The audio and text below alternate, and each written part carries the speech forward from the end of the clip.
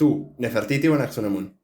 O sea, diría una parte de mí que tiene el ángel de Nefertiti, pero por otro lado, cuando me siento así, cuando quiero ser perrísima, Anck-Su-Namun de ley, pues, ¿no? Lo que había hecho en realidad era lanzarle una maldición. Pendejaza la bruja. Le lanzó pendejas a la bruja. Ella es pendeja. Es más pendeja que las curanderas de acá de Chilca. Si te olvidaste por ahí, si la película se te quedó en el VH. Se te quedó en el VH, En nunca el la VH. sacaste. Oh, está atorada la película del VH.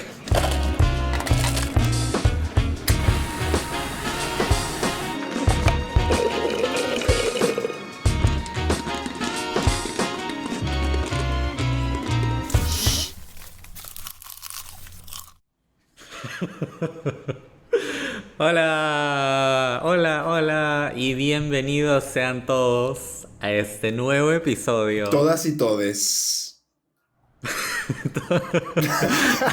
Ya habías empezado en serio. Pensé que estabas ensayando. A este nuevo episodio, un poco accidentado, de No se dice canchita, el podcast sobre cine y series que absolutamente nadie pidió, pero que sin embargo está aquí, sigue aquí y seguirá aquí. Y era lo que tanto esperabas. Me llamo Sergio Lescano y me acompaña Renzo Cuadra. Y estamos encantado de estar acá. Estamos encantados y listos para comentar una nueva película. ¿Estás listo, Renzo, para lo que se avecina el día de hoy? Porque va a ser algo que nunca hemos hecho antes, de hecho. Vamos a comentar toda una saga, no solamente una película. ¿Estás listo? No estoy listo porque me agarraste desprevenido. ¿Cómo es posible que no me estés diciendo que vas a empezar a grabar? Bueno, son cosas que suceden. Que no vuelva a suceder, por favor. Ok. Y no, tampoco estoy tan listo porque son 3 películas, hay mucho para decir y hay mucho raje para hacer y estoy ansioso de rajar de estas películas. Tengo muchísimo raje corriendo por mis venas en este momento. Rajar. Bueno, definitivamente van a haber comentarios. Entonces, creo que ya es momento de revelar de qué de qué películas vamos a estar hablando el día de hoy. Pero en lugar de simplemente decirlo, que me gustaría que la gente lo adivine por este sonido. Imhotep. Imhotep. Sí. Sí. Amigos, amigas, amigues, ha llegado el momento de hablar sobre la saga de La Momia. Baila la momia. La Momia. ¿Por qué estamos hablando de La Momia el día de hoy? Cuéntame, Renzo. Porque a Sergio le dio la gana de proponer La Momia como parte de nuestro pristine y pulcro setlist de películas, grandes obras del cine y del séptimo arte que hemos elegido para este inmaculado podcast, No se dice canchita. Pero Sergio decidió que el día de hoy, el episodio número 3, iba a ser sobre la saga de La Momia. La Momia, exactamente. Yo creo que esta es una de esas películas y una de esas sagas que realmente son increíblemente nostálgicas. Y decidimos hablar justamente de la saga en sí porque, bueno, ¿es una saga? Perfecto mi resumen. Como precisamente porque es una saga, no tendría mucho sentido hablar independientemente de cada película. Así que vamos a discutir un poco el impacto que tuvieron las 3 películas, los spin-offs que salieron, porque realmente es una de las franquicias más rentables que ha tenido Hollywood a finales de los 90, inicios de los 2000. Estoy seguro que la gran mayoría de personas que están escuchando este podcast, ¿no? Al mínimo 5 de las 6 que siempre nos escuchan, han visto al menos una de las 3 películas de La Momia. Y probablemente incluso las 3. Entonces, además quería discutir sobre algo un poquito más ligero. De cierta forma, las películas de las cuales ya hemos hablado han sido un poquito más profundas, ¿no? Se han prestado para un diálogo casi filosófico, ¿no? No hay nada filosófico en La Momia. La momia es simplemente una película para divertirse. Es like el más sano escapism y entretenimiento posible, creo yo, pero de calidad. Así que vamos a ir poco a poco desmenuzando un poquito a la momia. De hecho, estoy súper emocionado porque tengo que admitir que me encanta. Yo soy fan de estas películas. Así que vamos a por ello. Te disfrazabas de faraón todos los Halloweens, te disfrazabas de Anaxunamun seguramente, ¿no? Me obsesioné con Múltiples veces. Egipto, mi animal favorito es el camello, o sea... Que, by the way, hay un nombre para toda esa fiebre sobre la mitología egipcia. ¿Cuál? Egiptomanía. ¿Ah, sí? Sí. Egiptomanía, wow. Es lo que da origen a toda esta saga de la momia, la egiptomanía.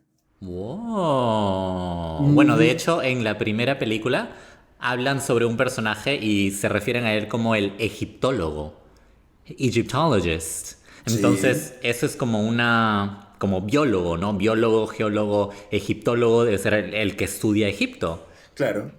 Right? Pues sí, o sea, Sí, o sea, tienes la historia y sí. los historiadores, historiadoras o científicos sociales que se enfocan en Egipto, se llaman egiptólogos. Claro. Pero bueno, antes de realmente meternos de lleno a la piscina de arena, que es la momia y las películas de la momia, te damos como siempre algunos datitos. Esta película es, al menos la primera, se lanzó en el 99. O sea, hace 23 años ya. Está próxima a cumplir 25 años. La primera película de la momia. Y fue un éxito rotundo. O sea, realmente fue un éxito internacional avasallador, recaudó muchísimo dinero y catapultó realmente a sus dos protagonistas a lo más alto de Hollywood, Brendan Fraser y Rachel Weisz. Y es una película que, como dije, la gran mayoría de personas, al menos de nuestra generación, siento que ha visto, ¿no? Y que disfruta.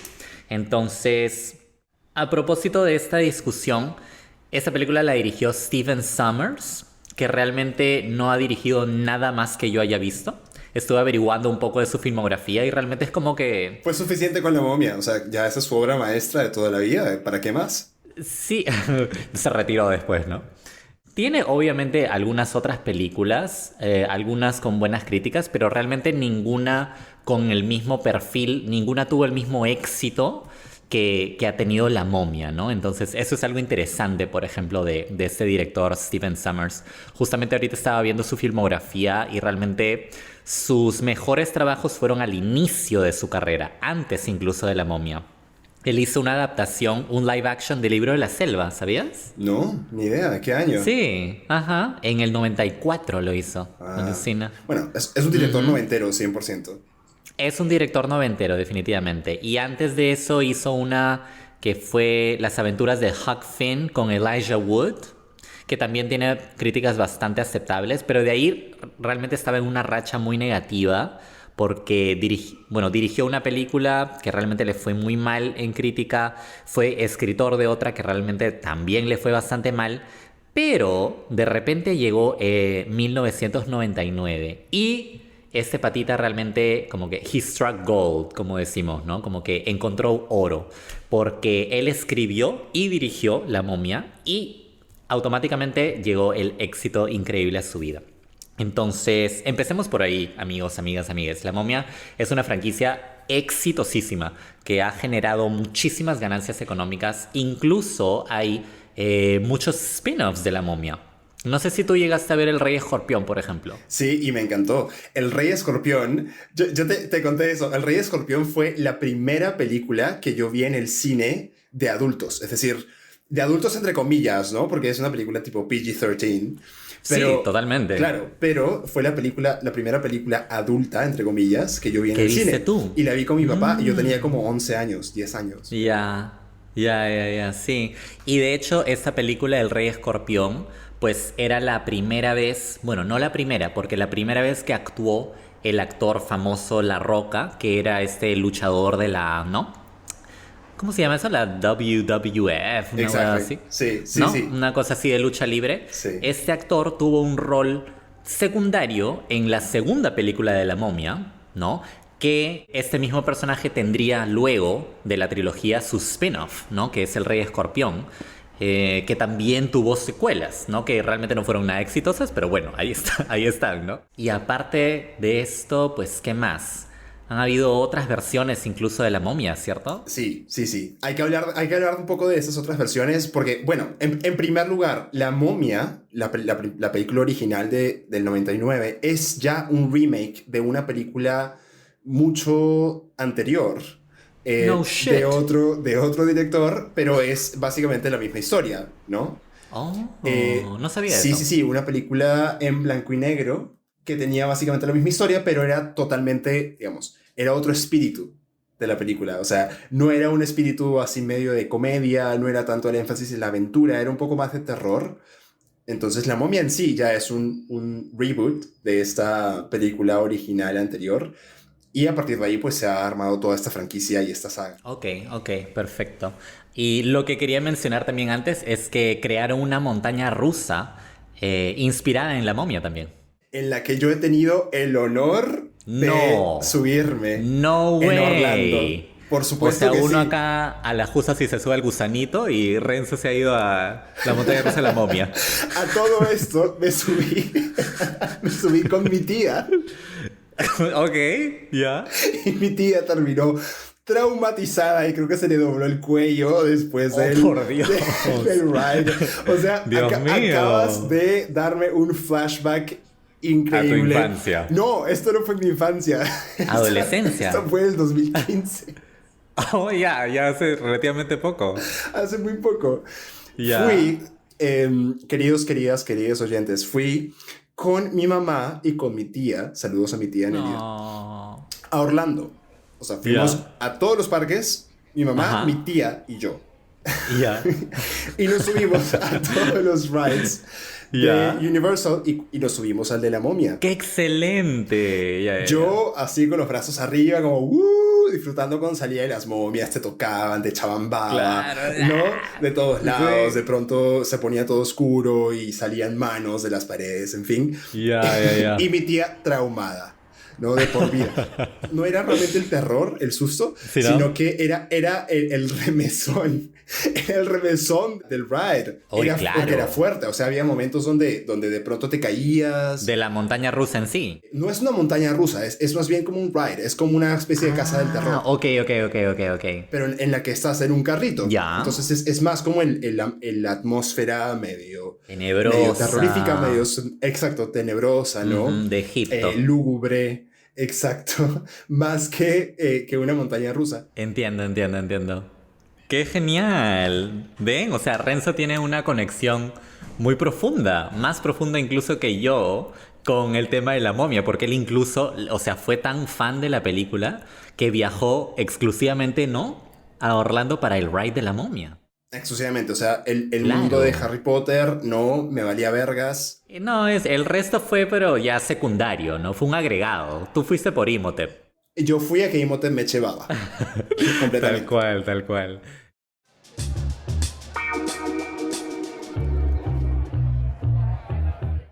Esa es un poco la previa que tenemos para ustedes, pero como esta vez estoy casi seguro que nuestra experiencia viendo esta película es muy distinta a las veces previas, ¿qué te parece si antes de comentar un poco acerca de la sinopsis de las tres, comentamos brevemente cómo sí fue que vimos la primera película? Porque estoy seguro que no la has visto en cine.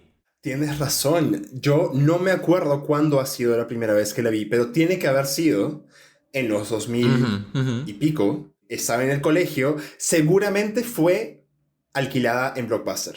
Oh my God. No puede ser. Para Seguramente. nuestros oyentes más jóvenes, explica por favor qué es Blockbuster. Para nuestros oyentes Gen Z y Gen Centennials, Z. Blockbuster era lo que había cuando no había Netflix. Era, ¿Y qué era eso? era ir a una tienda física de concreto y Ya. ladrillo con una Ajá. tarjetita impresa que guardabas en tu billetera a Ajá. escoger con tus manos y dígitos películas de un anaquel, Ajá. de una repisa, que luego te llevabas a una caja, las pasabas por un código de barras y Ya. luego te las llevabas a tu casa por un tiempo que creo que eran como 10 días. Y pagabas. No, mucho. Una semana lo mucho. No creo que haya sido 10 días. 10 días me suena demasiado.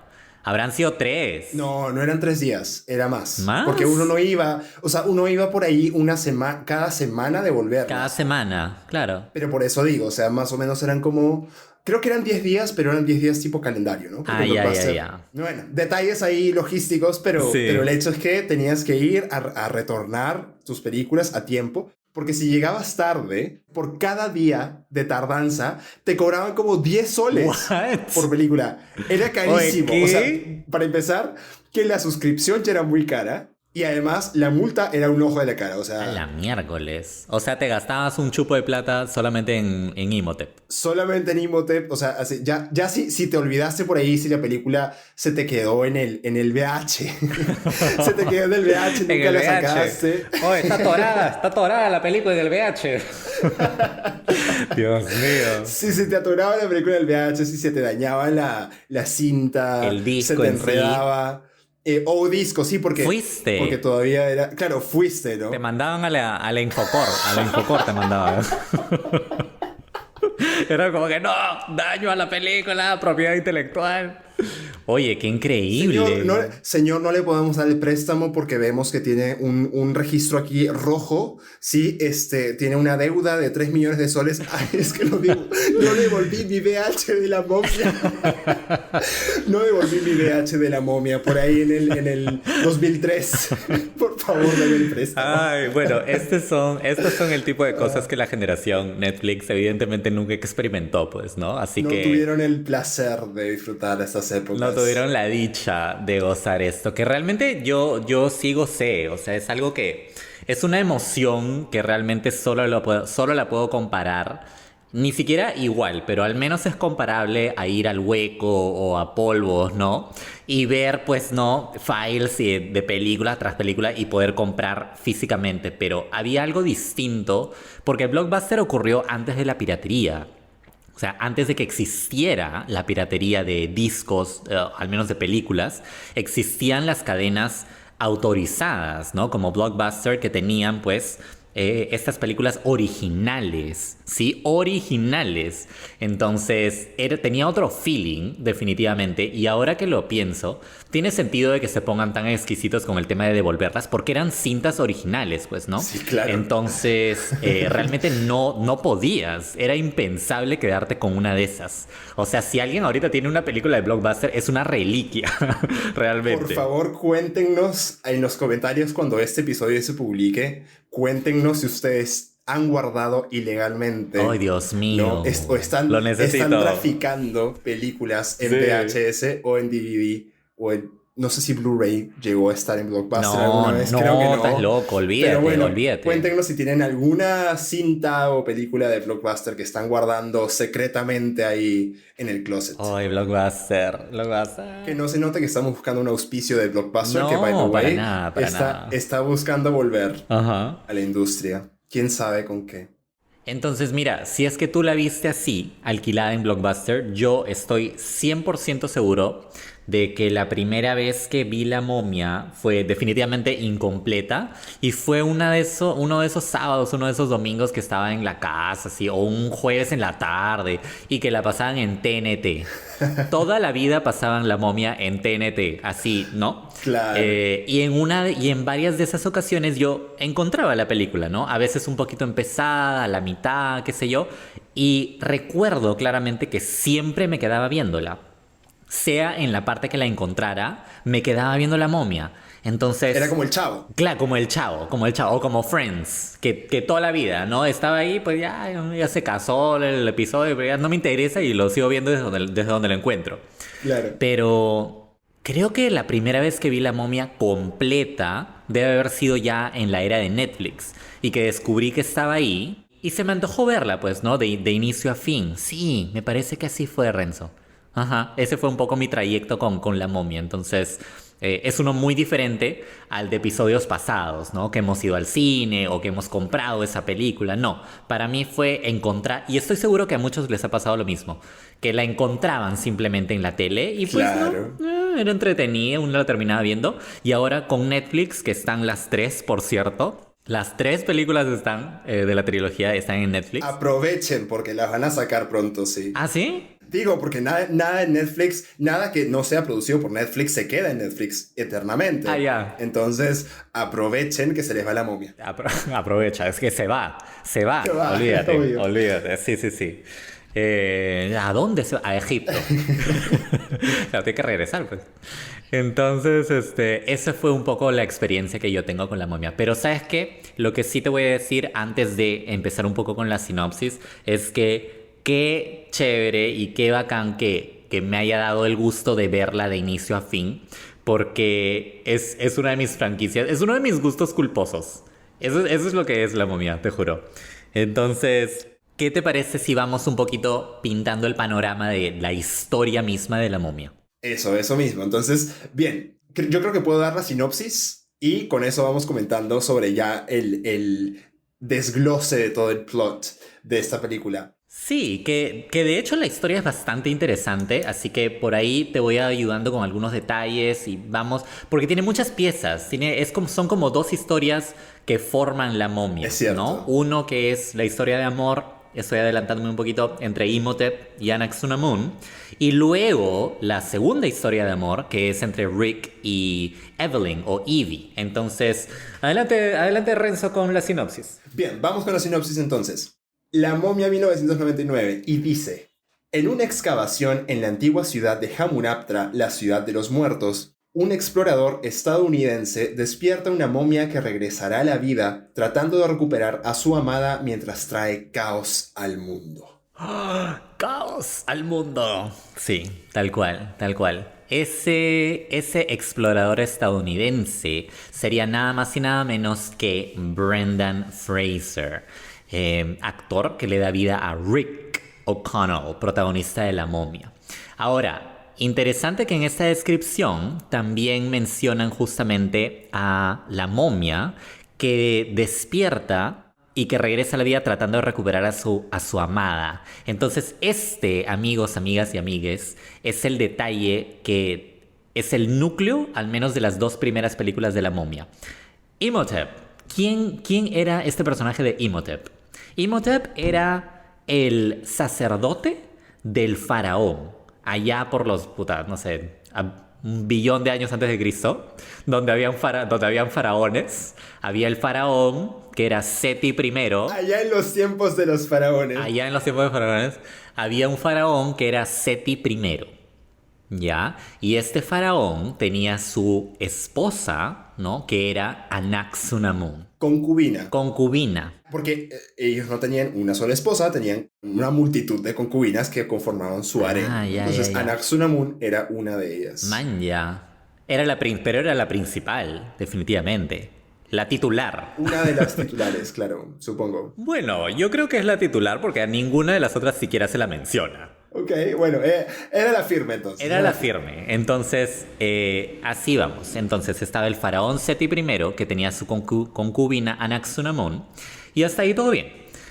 Pero este faraón tenía todo un séquito, pues, ¿no? Que lo protegía, que se llaman los Medjay. Y aparte de estos protectores, que son Medjay, tenía sus sacerdotes. Uno de sus sacerdotes, o el principal, de hecho, era Imhotep. Entonces Imhotep era el sacerdote del faraón. ¿Y qué pasa? Imhotep se templa de Anck-su-namun. Y viceversa. Se enamora, cae rendido ante los pies de Anck-su-namun y a Anck-su-namun le corresponde. Totalmente. Es más, esta historia de amor en secreto, porque son amantes en secreto, que son amantes en secreto, es lo que desencadena todos los eventos. ¿Por qué? Porque una noche el faraón descubre el secreto y descubre que Anck-su-namun le está engañando con su sacerdote Imhotep. ¿Qué sucede? El faraón se da cuenta de que ellos están en una relación secreta, no permitida, ilícita, y básicamente él los confronta, ¿no? Entonces, de pronto, sabe él que está Imhotep con Anck-su-namun en una habitación, solos, además, entonces obviamente estaban haciendo cosas de amantes, y el faraón entra a... Tejiendo. Obvio, tejiendo, viendo Netflix. Tejiendo crochet. Exacto. Y entra el faraón a encarar a Anaxunamun y entra de una vez con los soldados, si no me equivoco. Sí. Exacto. Sí. Ajá. Buscando a Imhotep para matarlo de una vez. Y Anaxunamun se clava una daga, ¿no? Y le dice que su cuerpo no va a ser más el templo del faraón. Y se clava el puñal. Anaxunamun, ¿no? Marcando el paso para los años del feminismo que vinieron después. Como que mi cuerpo ya no es tu templo. Ben vi I had wait if halt. Prócer del feminismo. Prócer del feminismo y un momento muy aplaudible, ¿no? Porque los soldados le iban a matar. Le iban a matar sin misericordia alguna porque traicionó al faraón. Pero ella se les adelantó y se mata. ¿Y por qué se mata? Porque ella sabe que solamente Imhotep puede resucitarla, ¿no? Entonces Imhotep es quien intenta resucitar a Anaxunamun usando el libro de los muertos. Exacto. Pero precisamente en ese momento lo capturan y lo arrestan, y básicamente la condena que recibe Imhotep por el crimen de haberse pues involucrado con la concubina del faraón es ser momificado vivo. Condena, momificación. Ok. Momificación en vida. Suena el martillo de... Ok. Let me get my lawyer. Y bueno, entonces, y la forma como lo momifican vivo es a través de estos escarabajos que se meten debajo de la piel y básicamente lo comen por adentro y de alguna manera mágica hacen que su cuerpo se preserve en el tiempo, ¿no? De hecho, esta maldición que le hacen que le hacen a Imhotep se llama el Home Die. Y la leyenda cuenta que es... Home Daddy. No, Home Die. Ok. Home Die is a different kind of curse. No, pensé que era algo medio de un fetiche o algo así, ¿no? No. Pero bueno, sí, le ponen una maldición pues porque... O sea, la cagó feo, pues, ¿no? No creo que no hay otra forma de decirlo. Hizo lo peor que podía hacer, que es traicionar al faraón siendo su sacerdote. Entonces, efectivamente lo momifican. Anaxunamun quedó muerta, ¿no? Quedó en el inframundo. Se murió y quedó muerta. Sí. Imhotep quedó momificado y le aplicaron la maldición Home Die. Entonces, lo que decía la maldición es que si esta persona a la que le hicieron el Home Die en algún momento lo resucitan, pues traería todas las plagas de Egipto de vuelta a la tierra. Y todo esto que hemos dicho, amigos, amigas, amigues, es justamente el prólogo de la primera película de La Momia. Así empieza La Momia. Entonces, para empezar, quisiera decir que me parece un inicio muy apropiado, ¿no? Porque es como una especie de fábula que te da pie a todo lo que ocurre después. Y es emocionante, de hecho, ¿no? Lo es. O sea, porque no sabes qué va a pasar después exactamente, cómo lo despiertan, cómo llegamos ahí, ¿no? Y es romántico. Y es romántico. ¿Sabes qué? Creo que ahí tienes toda la razón. O sea, el hacer girar toda la historia en torno a estas dos relaciones que son paralelas, ¿no? Imhotep y Anaxunamun versus Rick O'Connell y Evelyn. Entonces, termina el prólogo y cortamos... Flash forward a más o menos la década de 1920, los años 20, ¿no? Y estamos en Egipto y nos encontramos con una bibliotecaria que se llama Evelyn, por un lado, ¿no? Que es una bibliotecaria, pues que trabaja en una biblioteca. ¿Dónde más? Pero... en una biblioteca en pleno Egipto, en pleno Cairo, que tenía esos manuscritos pues antiquísimos, tenía un montón de cosas ahí misteriosas, ¿no? Legendarias. Entonces conocemos a Evelyn y por otro lado conocemos también al personaje de Rick, que es pues un explorador estadounidense que también estaba en Egipto y justamente llega a Hamunaptra, que es la ciudad de los muertos, y... Por azares del destino, el hermano de Evelyn conoce a Rick porque le roba un artefacto que Rick encontró en Hamunaptra. Entonces, este es, digamos, el lazo que une a estos dos personajes, ¿no? Porque Evelyn, digamos, va tras Rick para consultarle acerca de Hamunaptra y eventualmente terminan buscando esa ciudad, pues, ¿no? Yo quiero hablar de la escena de la cárcel, porque honestamente no recuerdo bien por qué Rick llegó a la cárcel. Porque el momento en el que ellos se conocen es cuando Rick está a punto de ser ejecutado, lo van a ahorcar, Sí. Ujú. ¿no?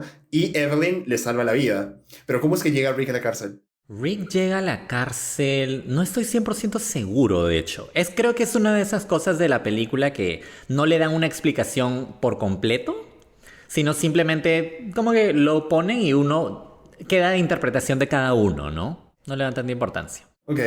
A ver. Evelyn le pregunta a Jonathan de dónde sacó el artefacto. Jonathan le dice, me lo dio este tipo. No, no me lo dio, se lo robó. Bueno, claro, pero él dice como que lo tomé de este tipo. Ah, claro, claro, que coincidentalmente está en este momento en la cárcel. Van a la cárcel y resulta que llegan en el momento preciso en el que Rick está a punto de ser ejecutado. Y ahí es cuando Evelyn le salva la vida. Ujú. Pero antes del momento de ejecución hay una parte donde ellos se conocen y Evelyn va a preguntarle directamente como, hey, ¿qué onda con este artefacto? A ella no le interesaba qué pasara con su vida. Simplemente estaba preso y quería como hacerle esta pregunta. Y Rick lo primero que hace es decirle que no le va a decir nada y le da un beso en la boca, así como de la nada. Que habla muchísimo de la época en la que fue hecha esta película. Porque tú pones eso hoy en una película, un blockbuster como fue La Momia, y eso no va a funcionar. O sea, la película se va... ¿Tú crees? No, sí, claro que no. Eso ya no funciona, porque es un tema medio machista, ¿no? O sea, te robo, entre comillas, un beso, o sea, estoy acosándote sexualmente, pero es un elemento gracioso de ese momento, ¿no? Claro. Creo que en parte tienes razón, porque justamente en la primera película hay otro personaje que es como un buscatesoros básicamente americano, que habla con su crew, ¿no? Con la gente que está, digamos, a su cargo buscando tesoros en Hamunaptra. Y de hecho, uno de ellos le pregunta, ¿no? Como que el otro grupo, como que ellos saben algo que nosotros no sepamos. Y este personaje dice, los lidera una mujer. ¿Qué sabe una mujer? O sea, literal dice eso, ¿no? Sí. Entonces, evidentemente es algo increíblemente machista, ¿no? Entonces, quizá va por ahí el tema y quizá es más de la época, pues, ¿no? Es muy de la época, eso ya no sería aceptable hoy en día, 2022, pero Claro. obviamente la película pues es súper heteronormativa, además tienes el personaje masculino, fuerte, aventurero y gracioso, y tienes a la mujer que es aventurera, pero también es delicada, frágil, necesita que la ayuden, ¿no? Ujú, ujú. En todo, y inclusive en la segunda película esto se ve hasta mucho más, porque tienes a otro personaje femenino que dura toda la película presente, que es Anaxuna Moon. Ujú. Pero como ese rol de lo femenino y lo masculino está súper bien marcado, ¿no? Entonces esa diferencia de género ahí está marcadísima. Entonces, ahora que has mencionado la segunda película, vamos a terminar de hablar un poquito de la sinopsis de la primera y para entrar un poquito a la segunda. Una vez que ya los protagonistas pues se conocen, Rick con Evelyn, digamos que forman un grupo y van a Hamunaptra efectivamente, y terminan por error resucitando o despertando a Imhotep. Entonces toda la película, la primera, se va a tratar de ellos, digamos, tratando de volver a la muerte a Imhotep. La persona que despierta directamente a Imhotep leyendo las palabras, el hechizo, digamos, del libro de los muertos es Evelyn, ¿no? Sí, sí, es ella. Es ella directamente. Es decir, Es ella, sí, es ella. Claro. Una pequeña torpeza de nuestra protagonista, ¿no? Pequeña nada más, sí. Digamos que los siguientes eventos pues ya son la cadena de eventos que suceden, ¿no? Pero eso es lo principal, el argumento central de la película es ese.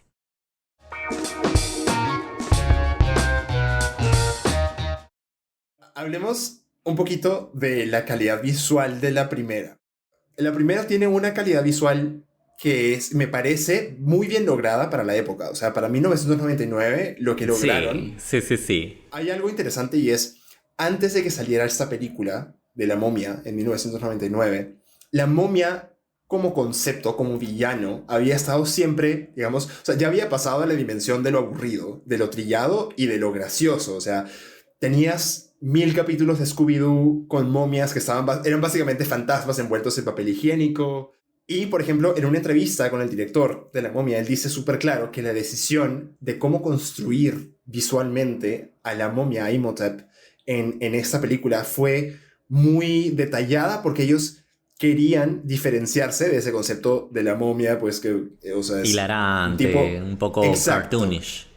Exacto, entonces hicieron que en lugar de ser un personaje que está envuelto en telas y así, fuera simplemente un cadáver, ¿no? Básicamente es un cadáver que está a medio descomponer, tiene una parte de la cabeza salida, un pedazo del cerebro se le ve, entonces no tiene una costilla por ahí desgarrada, ¿no? Entonces hacer a la momia una especie de zombie, casi, que lo es, hizo que, pues, la momia fuera un villano al que realmente puedes tenerle miedo, a diferencia de una momia como se piensa, digamos, en las caricaturas, que es un tipo en papel higiénico.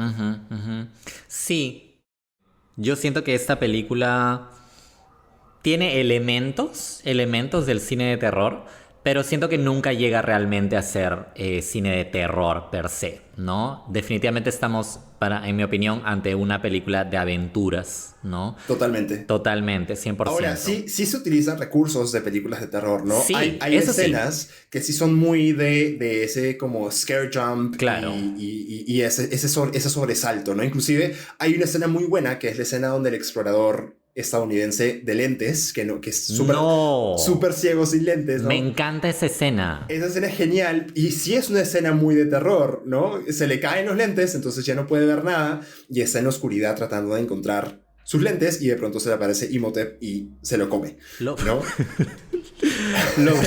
Gracias. Gracias por eso. Muy directo.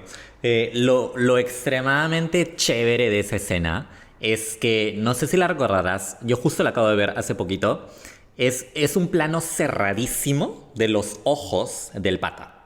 Entonces el pata que tiene lentes los pierde y es un plano cerradísimo de sus ojos. Él está mirando, digamos, en dirección sur y la momia está atrás de él, en dirección norte. Entonces él escucha un ruido detrás y literal en ese plano detalle tú ves los ojos, solamente los ojos de terror, ¿no? Y los ves como que tratando de mirar hacia el otro lado. Es genial. Y cuando se voltea, grita, pero no vemos lo que él está viendo. O sea, nosotros estamos desde el punto de vista de Imhotep y lo vemos gritar como si gritara de nosotros, ¿me entiendes? Entonces, es una de mis escenas favoritas, de hecho, de la momia. Qué loco que la hayas comentado.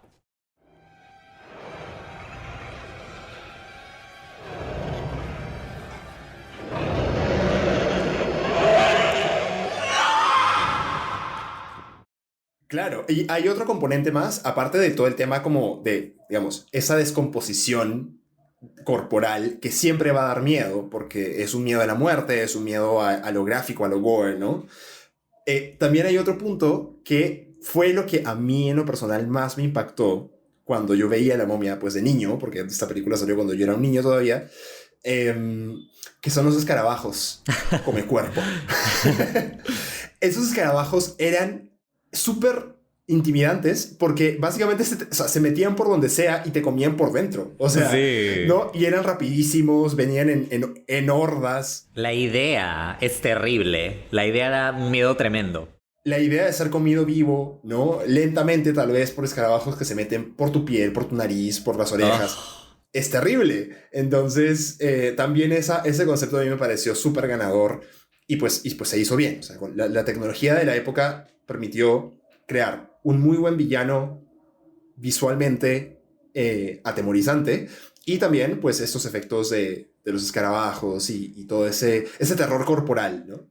100%. Yo también, como te digo, vi la película muy recientemente y déjame decirte que para ser de hace casi ya 23 años, está muy, muy lograda visualmente. O sea, los efectos son bastante buenos. Porque hay muchas películas que realmente, o sea, uno ve efectos de hace 15 años y ya da risa, pues, ¿no? Pero los efectos que usaron ellos se han mantenido, o sea, se mantienen bien, como Policel, a lo largo de los años. En realidad, aplaudo mucho eso. Sí. Ahora, y también hay otro punto interesante que es, yo recuerdo muchísimo que cuando yo estaba en el colegio y La Momia era, pues, grande, era un fenómeno del que se hablaba y todo, como niños, niñas y niñes en el colegio, nosotros veíamos la Momia como una saga de terror. O sea, ¿no? En la infancia sí se percibe esto como algo de terror. No se percibe como aventura. Claro. Porque obviamente, pues, te impacta mucho más todo el gore del cuerpo de Imhotep y los escarabajos y todo este suspenso que hay en ciertas escenas, ¿no? Por más que la película tenga esos como... elementos de comedia. Comic reliefs, entonces, exacto, sí. A pesar de eso, pues tú como niño te quedas con lo que... impactado. Con el impacto de las partes gráficas. Claro, definitivamente. Concuerdo contigo en que los efectos son algo bastante logrado de la película, pero siento que la razón principal por la que me gusta tanto y por la que gusta a tanta gente es por el elenco. Es que no puede haber un mejor elenco para La Momia que el que lograron con estos cinco actores. Y algo interesante fue que Brendan Fraser no fue la primera opción.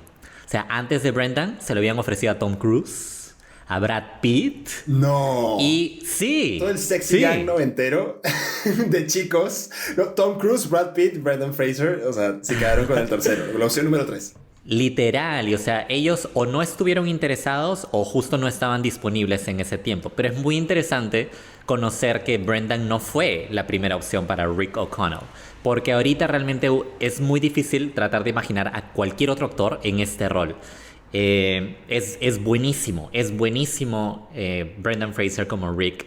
Rachel Weisz me parece que hace un trabajo buenísimo también como la bibliotecaria, que es tan ingenua, es tan delicada, graciosa. Su ingenuidad es lo más gracioso. Y cuánto contrasta con lo aguerrido, lo tosco, lo brusco de Rick O'Connell. ¿Me entiendes? Sí.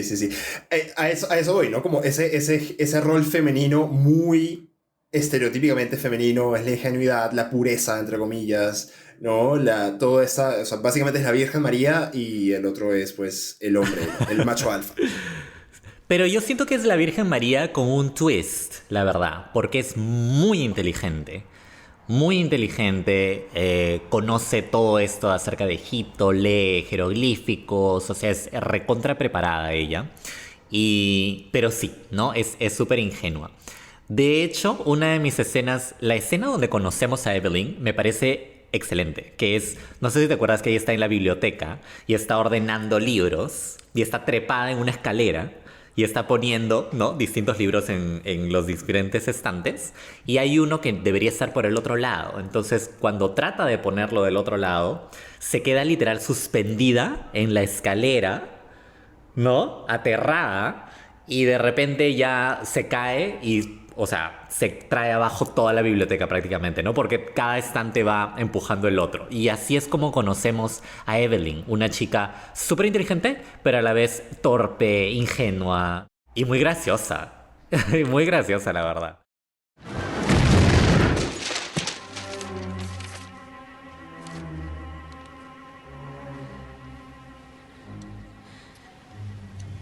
Oops. Tan graciosa como ella es su hermano. Su hermano Jonathan es, literal, lo contrataron para hacer el comic relief. Él es el bufón de la película. Él es el bufón, tal cual. Y qué bacán que menciones esa palabra bufón, porque esta película de aventuras, siento que, aparte del elenco, que es lo que mencioné como elemento principal de su éxito, es que funciona en base a fórmulas súper clásicas del cine de aventuras. Tienes el héroe, Brendan Fraser. Tienes la damisela. Tienes al bufón. Tienes al villano. Tienes la misión que tienes que cumplir. Tienes el lugar inhóspito, las cavernas, todo eso. Tienes este personaje, Benny, que me parece muy interesante. Tienes al oportunista. Tienes a este piloto Winston, que es como que el típico militar que vive de glorias pasadas. Sí. Ya, lo tienes a él. Entonces, toda la película es una fórmula, realmente, que la ejecutan a la perfección. Es más, te menciono algo chiquitito, antes de darte la palabra. Justo cuando Winston, que es el piloto, ¿no? Cuando Rick O'Connell busca la ayuda del piloto, el piloto le pregunta, ¿qué es lo que hay que hacer? ¿Para qué me estás buscando? Y Rick O'Connell literal le dice, rescatar a la damisela, matar al villano, salvar al mundo. What's the challenge then? Rescue the damsel in distress, kill the bad guy, and save the world. Oh, Winston Havelock, at your service, sir. Sin querer, Rick está resumiendo y diciendo a la audiencia, ¿sabes qué? Esta película es totalmente formulaic. O sea, es una fórmula que ya se ha hecho miles de veces, pero lo están haciendo con estilo y con heart, ¿no? Con corazón. Ahora que hablas de fórmulas, y quiero enfocarme Fórmulas. fórmulas y más fórmulas. Quiero enfocarme en Benny, porque hay un tema que sí me parece súper importante que aquí se ve y es central. Se ve más en la segunda y en la tercera, mucho menos, pero acá es central. ¿Los escarabajos? No. El racismo y el imperialismo. ¿Es en serio? ¿Really? Es en serio. Ok, a ver. A ver, todos los personajes que en esta saga, porque es a lo largo de toda la saga, todos los personajes oportunistas, ambiciosos y que están buscando atajos para cumplir sus propios intereses, son personajes racializados, es decir, son los locales, ¿no? En este caso, de la primera y la segunda, son los egipcios, que son una tira de estereotipos árabes increíbles. O sea, está un estafador, ¿no? Un oportunista, un ladrón, o sea, y todos los personajes que no son blancos en la saga de la momia son absolutamente insignificantes, es decir, o sea, su vida no tiene valor. Son los primeros en morir, son los que mueren masivamente, porque nadie más muere masivamente. Son esos que están como siempre en el fondo, ¿no? Entonces, ahí como, o sea, también la fórmula que trae la momia es de ese explorador blanco que viene de afuera y llega a la tierra exótica a irrumpir básicamente en todo lo que sucede ahí. Uh-huh. Y es gracioso porque en el caso de la momia no hay beneficio de esa irrupción. O sea, no es como que ellos están haciendo una investigación científica o algo. Simplemente, entre comillas, salvan al mundo y se quedan con la plata, ¿no? Pero no pasa absolutamente a nadie más. O sea, ahí nadie se enteró, no hubo ningún insight histórico del libro de los muertos. Nadie se enteró que era posible revivir a gente con ese libro. No. O sea, el mundo no ganó absolutamente nada de lo que hicieron. Ignora. Claro, el mundo ignora las hazañas de los O'Connell. Es verdad. Pero es como una licencia. Es como una licencia que creo que se toma la película, ¿no? Y que ya, Bueno, sí. pues, ¿no? Y habla mucho de la época, ¿no? O sea, esto igual es los 90s, 2000, que es una época en la que esto todavía era, pues, el mainstream de todo, ¿no? Definitivamente. Y para cerrar un poco el tema del elenco y de la fórmula del cine de aventuras que tan bien ejecutan para, digamos, atar esto con un lazo hermoso, la química entre los actores también es muy buena, porque una cosa es que cada actor por sí solo haga un buen trabajo, pero hay que entender que la relación, una de las dos relaciones que forman el núcleo de la película, que son Rick y Evelyn, es fundamental. Entonces, si no te la crees, si no te crees su atracción, si no te crees cómo va evolucionando su relación, como que la pasión que llegan a sentir, no funcionaría esto. Cierto. Y déjame decirte que la pasión y la química entre Brendan Fraser y Rachel Weisz es brutal. Es brutal y me encanta porque se mantiene hasta la segunda película también. Y eso es muy raro. O sea, lograron capturar esa misma... esos dos se tenían unas ganas, pero ya era excesivo.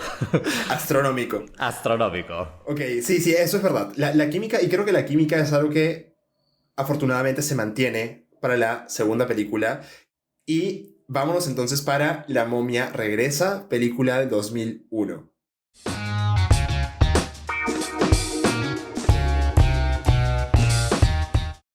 ¿Qué pasa en esta película, Sergio? ¿Qué sucede? A partir de ahora ya vamos a ir ligeramente más rápido porque la verdadera historia, el núcleo, ya ocurrió en la primera. Entonces en la segunda ya conocemos a todos los personajes realmente. Entonces lo que ocurre en la segunda es básicamente que, digamos, todo un grupo de, no sé cómo llamarles, de mercenarios, de... qué sé yo, personas deciden resucitar a Imhotep. Ah, pero ojo, Era básicamente una secta. Una secta. Una secta liderada por la reencarnación de Anaxunamun en una mujer millonaria, es tipo la Carmen Sandiego de los años Egiptos. 30, ¿no? De los egiptos. De los egiptos. Exacto.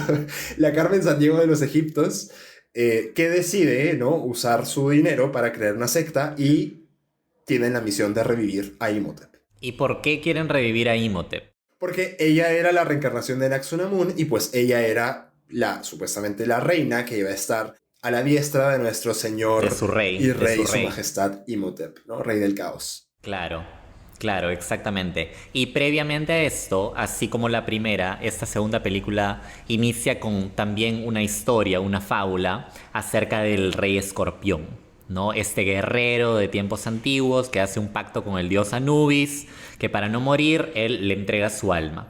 Entonces, digamos que todo este poder queda inmortalizado en un brazalete. El famoso brazalete de Anubis, que está pues escondido, ¿no?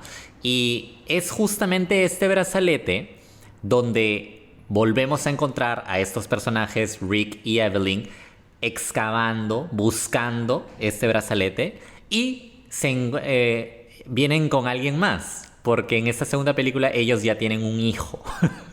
Tienen un hijo de unos 7 o 8 años que se llama Alex. Entonces, de hecho no están buscando el brazalete. Simplemente están ahí porque Evelyn ha estado teniendo sueños recurrentes acerca de ese lugar. Entonces, simplemente dan con el brazalete. Eso es interesante porque en esta película el plot empieza a añadir elementos que realmente son elementos súper importantes, como el hecho de que la misma Evelyn es la reencarnación de una princesa del antiguo Egipto llamada Nefertiti. Sí. Pequeño detalle que en la primera no se menciona en absoluto, pero que en la segunda llegamos a descubrir. Claro. Es como que... Es como un mind blown absoluto, ¿no? Así, efectivamente, tal cual Renzo lo ha dicho, descubrimos en la segunda que Evelyn es una reencarnación de Nefertiti, que era la hija del faraón Seti I, a quien mataron Imhotep con Anaxunamun. Entonces, esta especie de melodrama egipcio tiene su repercusión en la actualidad, en estos nuevos personajes. Entonces, algo que me gusta de esta segunda película es que está engranadísima a la primera. O sea, tiene los mismos personajes, ahondan, profundizan en la historia original. Entonces, este detalle me gusta mucho. Es una continuación directa, ¿no? Es casi como que... sí, o sea, la línea también es muy parecida, básicamente. Es el mismo director también. Sí, claro, y básicamente, entonces, en cuanto al plot, estamos con esta secta liderada por la reencarnación de Anaxunamun, que para cualquier fin práctico es Anaxunamun. ¿Quién sabe cómo está reencarnada si su alma supuestamente quedó muerta? Pero bueno. Y ella entonces llega y exitosamente revive a Imhotep, ¿no? Y ahí empieza nuevamente ese quest. Ajá. Entonces aquí hay un plan, porque no es únicamente resucitar a Imhotep, sino que también ellos quieren apoderarse del brazalete de Anubis. ¿Por qué? Porque con el brazalete de Anubis, Imhotep, bueno, una vez que mate al rey escorpión, porque una vez que te pones el brazalete, pues aparece el rey escorpión después de unos días. Entonces, una vez que lo matas, tú accedes a su ejército. Entonces imagínate, Imhotep con Anaxunamun, con el ejército de Anubis, ya pues, o sea, ya gobernaron todo el mundo. Y ese es su plan malvado. Ese es su plan malvado. Pero, plot twist. Plot twist. Ya que Rick y Evelyn tienen en su poder el brazalete de Anubis, resulta que Alex, el hijito adorable, ¿no? El niñito, jugando, se pone el brazalete de Anubis y el brazalete se queda... pendejísimo. El brazalete se queda pegado a su muñeca. Ah, sí. Me gustaría hacer lo mismo en una joyería. Ups, se quedó pegado. Me lo tengo que llevar. Exactamente. Entonces, Alex, que es el hijo de Rick y Evelyn, se queda con el brazalete. Y esto hace que, digamos, la reencarnación de Anaxunamun, una vez que reviven a Imhotep, porque sí logran revivirlo, vayan una vez más tras ellos, ¿no? Tras Rick y Evelyn. Exacto. Y la aventura comienza nuevamente. Y la aventura prosigue, Sí, ¿no? La aventura prosigue una vez más se trata de evitar, ¿no? En este caso que Imhotep pues logre su cometido, ¿no? Y se convierta en el Evil Master del universo. Entonces, esa es un poco la segunda película. Y ya que en esta avanzamos rápido, yo quiero enfocarme en una parte del final. Dale. Justo cuando se revela súper evidentemente que existen estas dos relaciones paralelas que son un poco el espejo la una de la otra, ¿no? Tienes... Ajá. Es exactamente lo que vas a decir. Tienes esta parte del clímax en la que el Rey Escorpión, que ya vamos a hablar de él en un momento porque necesito hablar de la calidad visual de ese Rey Escorpión. Por supuesto. Entonces, pero en ese momento el Rey Escorpión está pues atacando a Imhotep, Anaxunamun, Rick y Evelyn a la vez. A todo el mundo está atacando a todo el mundo. A diestra y siniestra lanza, ¿no? Sus tentáculos.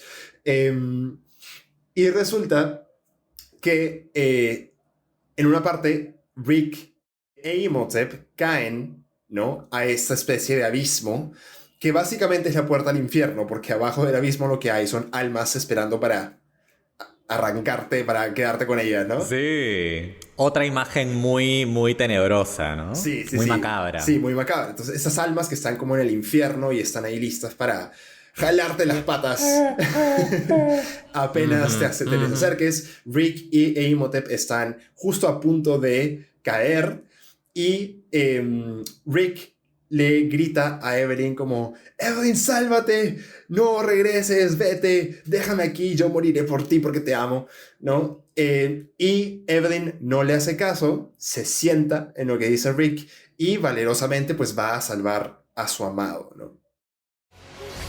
Evelyn! No! Get out of here! Just get out of here! No! Y lo salva, y efectivamente ellos pueden salir. Imhotep, al ver esto, espera lo mismo de su querida Anaxunamun, ¿no? Le grita: ¡Anaxunamun! Y Anaxunamun lo mira, se voltea, le da la espalda y se va corriendo. Anaxunamun! Savoy!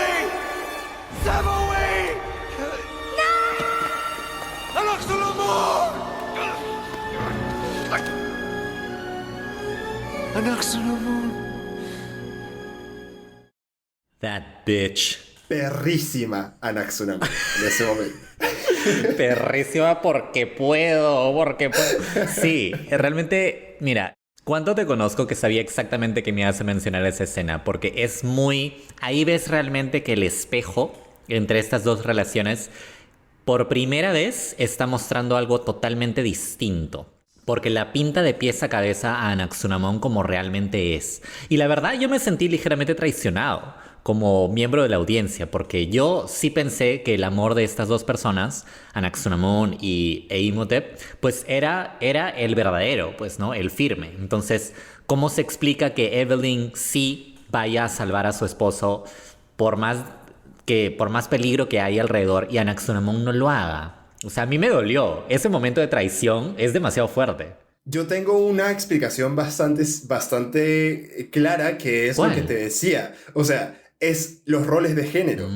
O sea, Evelyn es la Virgen María, es la mujer pura, abnegada, que se postra a los pies del hombre. Se postra. Anaxunamun es la mujer rebelde, la que prefiere suicidarse antes que dar su cuerpo a un hombre que ella no quiere. La que engañó al faraón después de todo, ¿no? Así la conocemos, claro. Exacto. La que, obviamente, una mujer que no quiere rendirse ante un hombre es la villana, ¿no? Obviamente. Entonces, pues porque eso no es, entre comillas, ser mujer. Ese no es el rol femenino.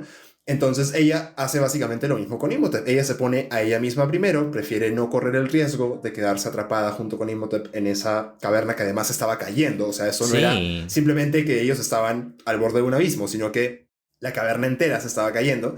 Y pues ella decide salvarse a sí misma, ¿no? Y deja a Imhotep ahí. Sí. A un hombre que además no había visto en miles de años, ¿no? También. Claro. Pero para cerrar un poco el tema de esa escena, hay un momento súper bacán, que es como el momento de cierre de la historia de Imhotep, que es cuando Imhotep ve a Rick y Evelyn juntos, después de que Evelyn los salva. Y por primera vez los mira ya no con ojos de venganza, no como que los quiere matar, sino los ve como lo que son, una pareja que se ama.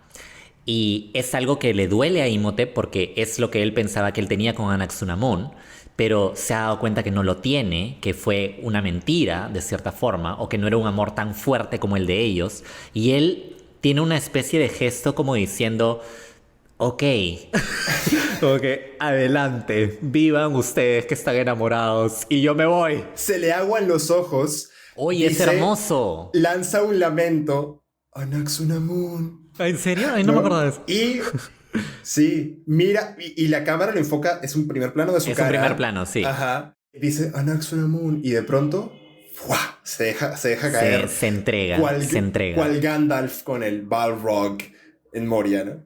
Claro, y de cierta forma por fin tiene paz, siento, ¿no? Porque antes estaba ensimismado con la idea de resucitar a Anaxunamun y ahora que finalmente lo hizo y que ella le dio la espalda, ya no tiene nada más por qué vivir, ¿entiendes? Entonces puede descansar tranquilamente en el infierno. Puede descansar tranquilamente. Entonces Imhotep es un villano complejo, en realidad, que es otro acierto que me parece que tiene esta película. Es verdad, esa última escena es muy memorable, yo también la recuerdo mucho. Claro, es un 360. No, es un 180.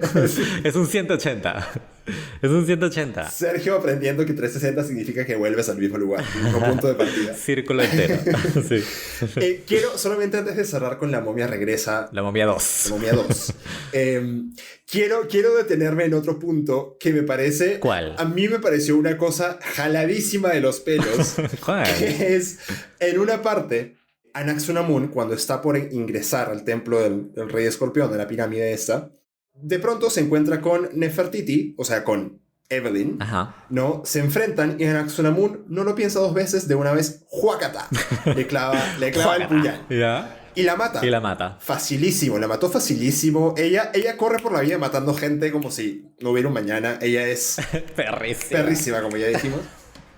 Anaxunamun es el próximo ícono... de las banderas, de las banderas. Ícono de las banderas, de las venganzas.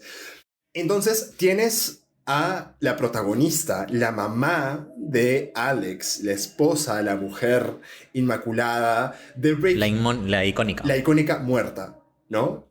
Obviamente, al ser la protagonista, no la puedes matar. O sea, eso sería un desacierto de una película que es realmente ligera, ¿no? O sea, no tiene por qué haber una tragedia. Lo es, sí. Y se decide que la forma de solucionar eso es que, como está ahí el libro de los muertos, a vista y paciencia a todo el mundo en este momento, pues entonces el hijo Alex, que casualmente sabe egipcio antiguo porque su mamá le enseñó y tiene 8 años, puede tranquilamente, el niñito de 8 años, resucitar a su vieja, practicar necromancia trayendo el libro de los muertos y resucitar a su vieja. O sea, resucita a su mamá así como quien lee pues un pasaje de la Biblia, ¿no? O sea, todo facilísimo. Claro, sí, ¿no? Y de pronto Y de repente, revive. Mira, lo que sí te puedo decir de ese momento es que, uno, me pareció un plot twist bacán, la muerte de Evelyn, porque la primera vez al menos que vi La momia 2 realmente no me lo vi venir, porque como tú mismo has dicho, uno no mata al protagonista, al menos no de una forma tan anticlimática. Claro. Que realmente no, de repente viene un segundo y un sablazo y ya está. Entonces no sucede así, no es típico que suceda así. Entonces, cuando ocurre, realmente te toma por sorpresa. Entonces, me pareció algo muy como que de huevos, ¿no? Hacer eso. Sí. Entonces, me pareció bacán. Y la verdad es que no me fastidia tanto el tema. Sí me parece gracioso la ligereza con la que resucita, pero a la vez estamos dentro del universo de La momia, pues, ¿no? Donde la gente, o sea, revive, se muere con un libro. Entonces, digamos que por ese lado, pues, lo condono. Lo único que yo digo es, o sea, si tienes todo un universo donde se supone que revivir muertos trae el caos en el mundo. Y esa es la lógica tradicional de la necromancia. O sea, sí, pues. En cualquier historia donde la necromancia sea una parte del plot, traer a alguien de la muerte jamás es una buena idea. O sea, traer a alguien de la muerte significa una maldición, caos y muerte y tragedia para la vida de las personas que están involucradas en ese proceso. Entonces, la consecuencia natural de eso debería haber sido que Evelyn regresa a la vida, pero solamente para traer más tragedia y dolor a su familia. Claro. Eso es como normalmente funciona la necromancia. No cobras vida gratis, siempre das algo a cambio y ese algo es como tu paz mental, hay un básicamente, precio. ¿no? Sí.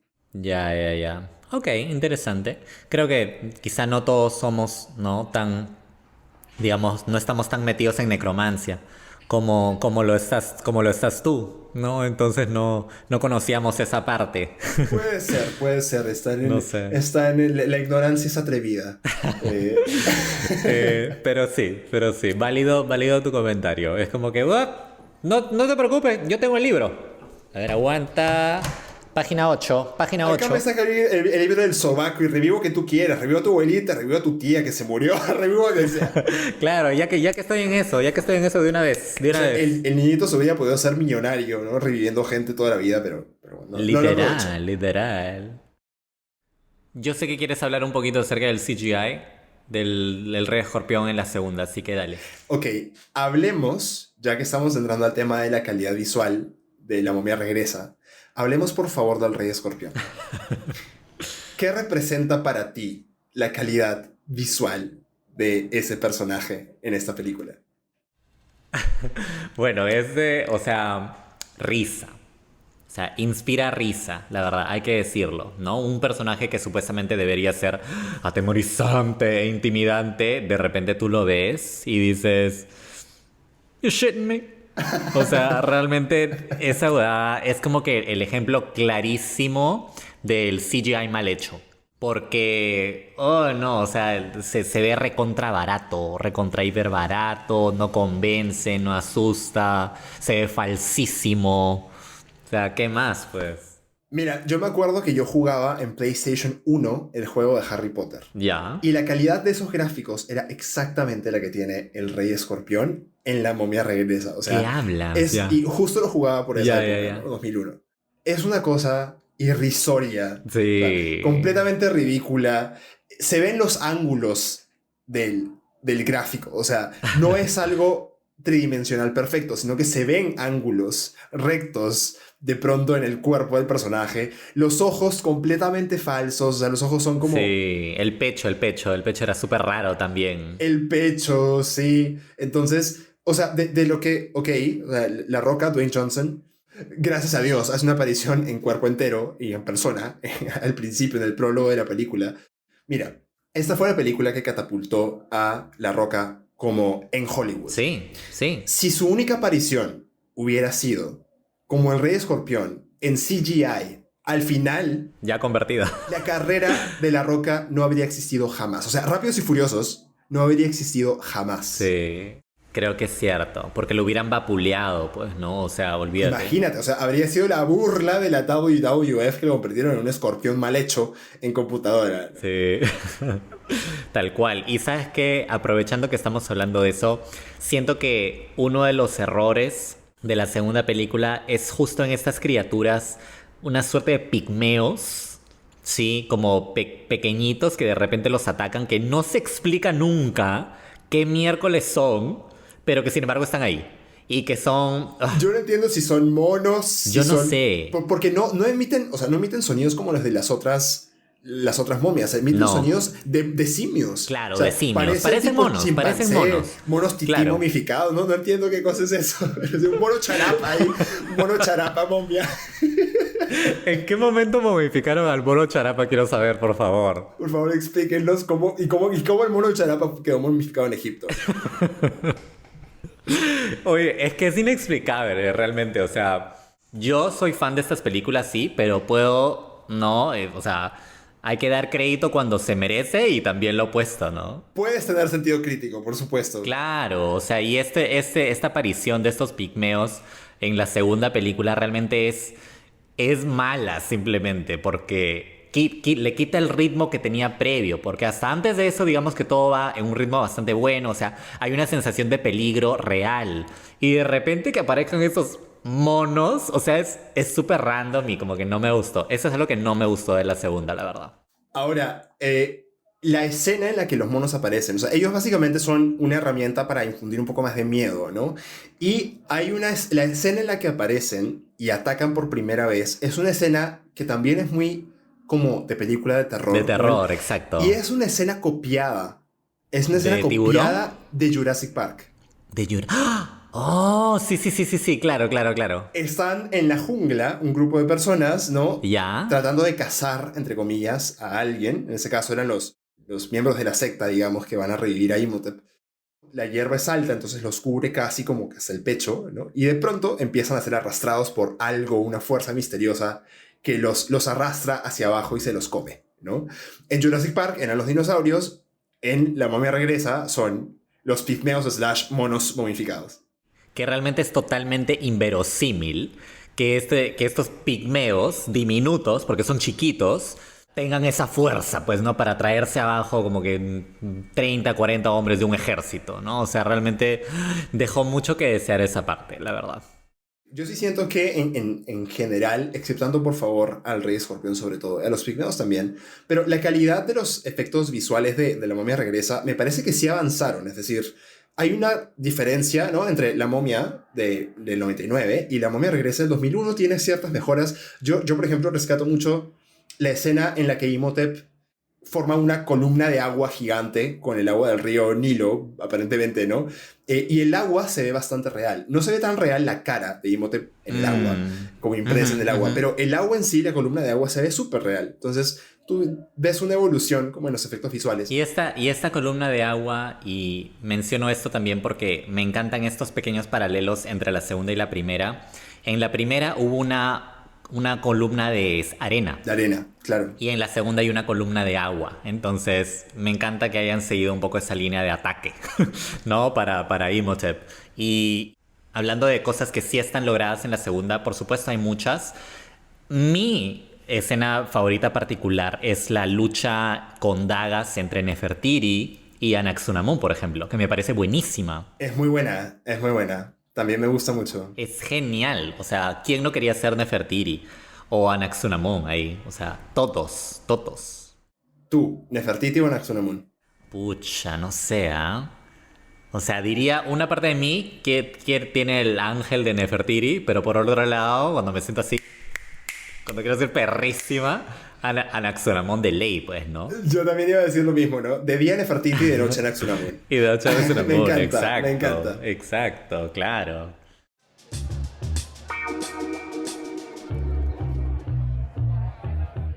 Y bueno, así nos deja un poco la momia 2. Ajá. Vámonos para La momia 3. La momia, la tumba del emperador dragón, 2008. A su madre. Bueno, la momia 3 es bastante distinta de las primeras dos. De hecho, es la primera que es dirigida por otra persona. ¿Sabes que eso no lo sabía? ¿No sabías? No. Pero es bastante notorio. Es bastante notorio. Claro, es totalmente notorio. En el mal sentido. Esta película lo tiene todo en el mal sentido. Sí, o sea, vamos por la historia así brevemente. De hecho, la historia es súper simple. Una vez más empezamos con una mitología, no una fábula, esta vez acerca del emperador dragón. Que por supuesto es este emperador tirano que quería apoderarse de toda China. Y para hacerlo mataba a todo el mundo. Entonces, cuando este emperador se da cuenta de que su último enemigo es la muerte y decide, pues, ¿no?, encontrar la forma de vencerla, consigue a esta bruja. Una bruja que aparentemente tiene la ubicación de la fuente de la vida eterna. Entonces, con lo que no contaba este emperador es que esta bruja se enamoraría de su general, ¿no? Interesante similitud con el faraón y Anaxunamun e Imhotep, ¿no? De cierta forma. Entonces la bruja y el general... Nunca pensé que diría esta oración en mi vida. La bruja y el general se metieron en una relación, ¿no?, a espaldas del emperador. Entonces, cuando la bruja le dice al emperador, ¿sabes qué? Me enamoré de tu general, quiero vivir con él. El emperador dice, ni cagando, pues, ¿no? Y asesina a su general. Y la bruja, que supuestamente le había concedido la vida eterna, en realidad... Ojo que lo asesina aplicándole el Tupac Amaru. Sí, o sea, se pasó de pendejo, literal. Ya se vino a... He went incaico on their asses. Exacto, lo asesina a la usanza, a la usanza y incaica. costumbre de nuestra... a la incaica. Oye, esa es otra condena. A ver, asesinato a la incaica. ¡Adelante los caballos! Ya tenemos entonces momificación en vida y asesinato a la incaica / Tupac Amaru, ¿no? Que hay que explicarlo para nuestros oyentes no peruanas, Sí. peruanos, Creo peruanes. que hay 2 oyentes de otros países. Exactamente, para los 2 oyentes de otros países. El Tupac Amaru es que te amarran cada extremidad a un caballo diferente. Entonces te amarran Dios mío. los brazos y las piernas a 4 caballos respectivamente, y hacen correr a los caballos para desmembrarte y desangrarte, y de esa forma mueres. Qué terrible. Qué terrible que realmente la gente hacía estas cosas antes. O sea, qué miedo. ¿Te imaginas? O sea, es hiper sádico. Ay, no sé. No logro concebirlo. Pues sí. Bueno, ahora traemos otro tipo de barbaries, así Sí, que pues. no terminan. Pero bueno, el punto es de que después de matar a su general, como sabe que esta bruja que el emperador quería para él no lo ama, ¿no? La mata también, ¿no? La mata también. Pensando que esta bruja le había concedido ya la vida eterna, ¿no? Porque ellos lograron encontrar la fuente, etc. Lo que no sabe o lo que no sabía es de que esta brujita lo que había hecho en realidad era lanzarle una maldición. Pendejaza la bruja. Le lanzó pendejaza a la bruja. Ella es pendeja. Ella es más pendeja que las curanderas de acá de Chilca. Ella es más pendeja que ellas. Que las gitanas. Que las gitanas. Esas de Javier Prado. Ustedes saben quiénes son. Me están escuchando ahorita mismo. Para todo nuestro público gitano que nos escucha en el podcast. Ahora nos bajan el podcast, ¿no? El podcast duró 3 episodios. Ya fuimos. Último episodio. Pero bueno, entonces esta brujita le lanzó esta maldición al emperador, pues, ¿no? Lo convirtió en momia, ¿no? Lo momificó una vez más. Entonces hay momificación de él y de todo su ejército. Bueno, esta vez la momificación es ligeramente distinta, ¿no? Porque no es la momificación egipcia. No es la típica, de hecho, es verdad. De hecho, que hay una conexión histórica con los guerreros de terracota, que son estas esculturas en arcilla que hay en China, ¿no? Entonces, estas no son, digamos que no son momias per se, sino que simplemente se convierten en arcilla. No son momias per se. O sea, se convierten en momias cuando los traen a la muerte, a la vida, perdón, después de muertos por siglos, ¿no? Ok. Pero originalmente eran de arcilla. Son de arcilla, sí. Ok. Interesante de hecho. No había hecho esa conexión, pero bacán. Entonces, ese tema con el emperador es lo que da origen a los siguientes eventos de la historia, donde ya una vez más reconectamos con nuestros personajes habituales. Pero, oh, sorpresa, hay un gran cambio aquí, y es un cambio en el elenco. Y la verdad es que me gustaría saber más. No sé si tú tienes alguna información, porque ¿qué pasó? Todos los actores principales, todos retomaron su rol. Rick, Jonathan. Los 2 actores principales, sí. Los 2 actores principales. Pero, oh sorpresa, Rachel Weisz, quien interpretó a Edie en las primeras 2 películas, no aparece aquí. La cambian de actriz. Y es muy interesante cómo esa actriz es presentada, porque la primera escena en la que esa actriz sale es una escena donde, en este punto de la historia, Evelyn es una escritora de aventura, porque básicamente relata sus experiencias, ¿no? con la momia. Y la primera escena en la que se revela la cara de esta nueva actriz, que no es Rachel Weisz, una persona, ella está, pues el personaje está en una librería y está presentando su libro, es una lectura del libro.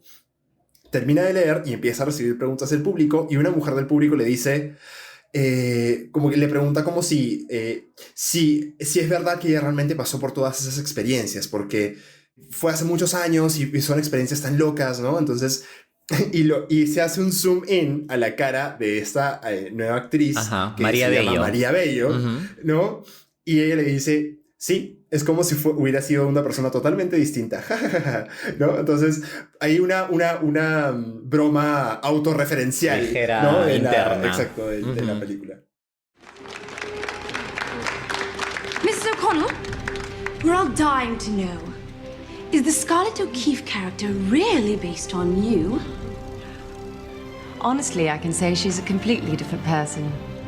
Any more questions? Entonces, ¿dónde encontramos, o mejor dicho, cómo encontramos a estos personajes nuevamente? Bueno, ya Rick y Evelyn son una pareja madura. Su hijo Alex ya es profesional, básicamente. Está incluso, o sea, es arqueólogo, por supuesto. Está como terminando, está en prácticas. Está en prácticas. Está en prácticas en campo, además, porque ya está en excavaciones. Prácticas no remuneradas. No remuneradas, exacto. Está aplicando la ley Pulpín. Y pues ellos ya son una pareja que vive sola, su hijo ya es mayor de edad, retirada, ¿no? Rick está aburridísimo porque no sabe qué hacer con su vida, se va a pescar, no sabe pescar. Literal. Está como que craving esta vida de aventura que vivía cuando era más joven, ¿no? Sí.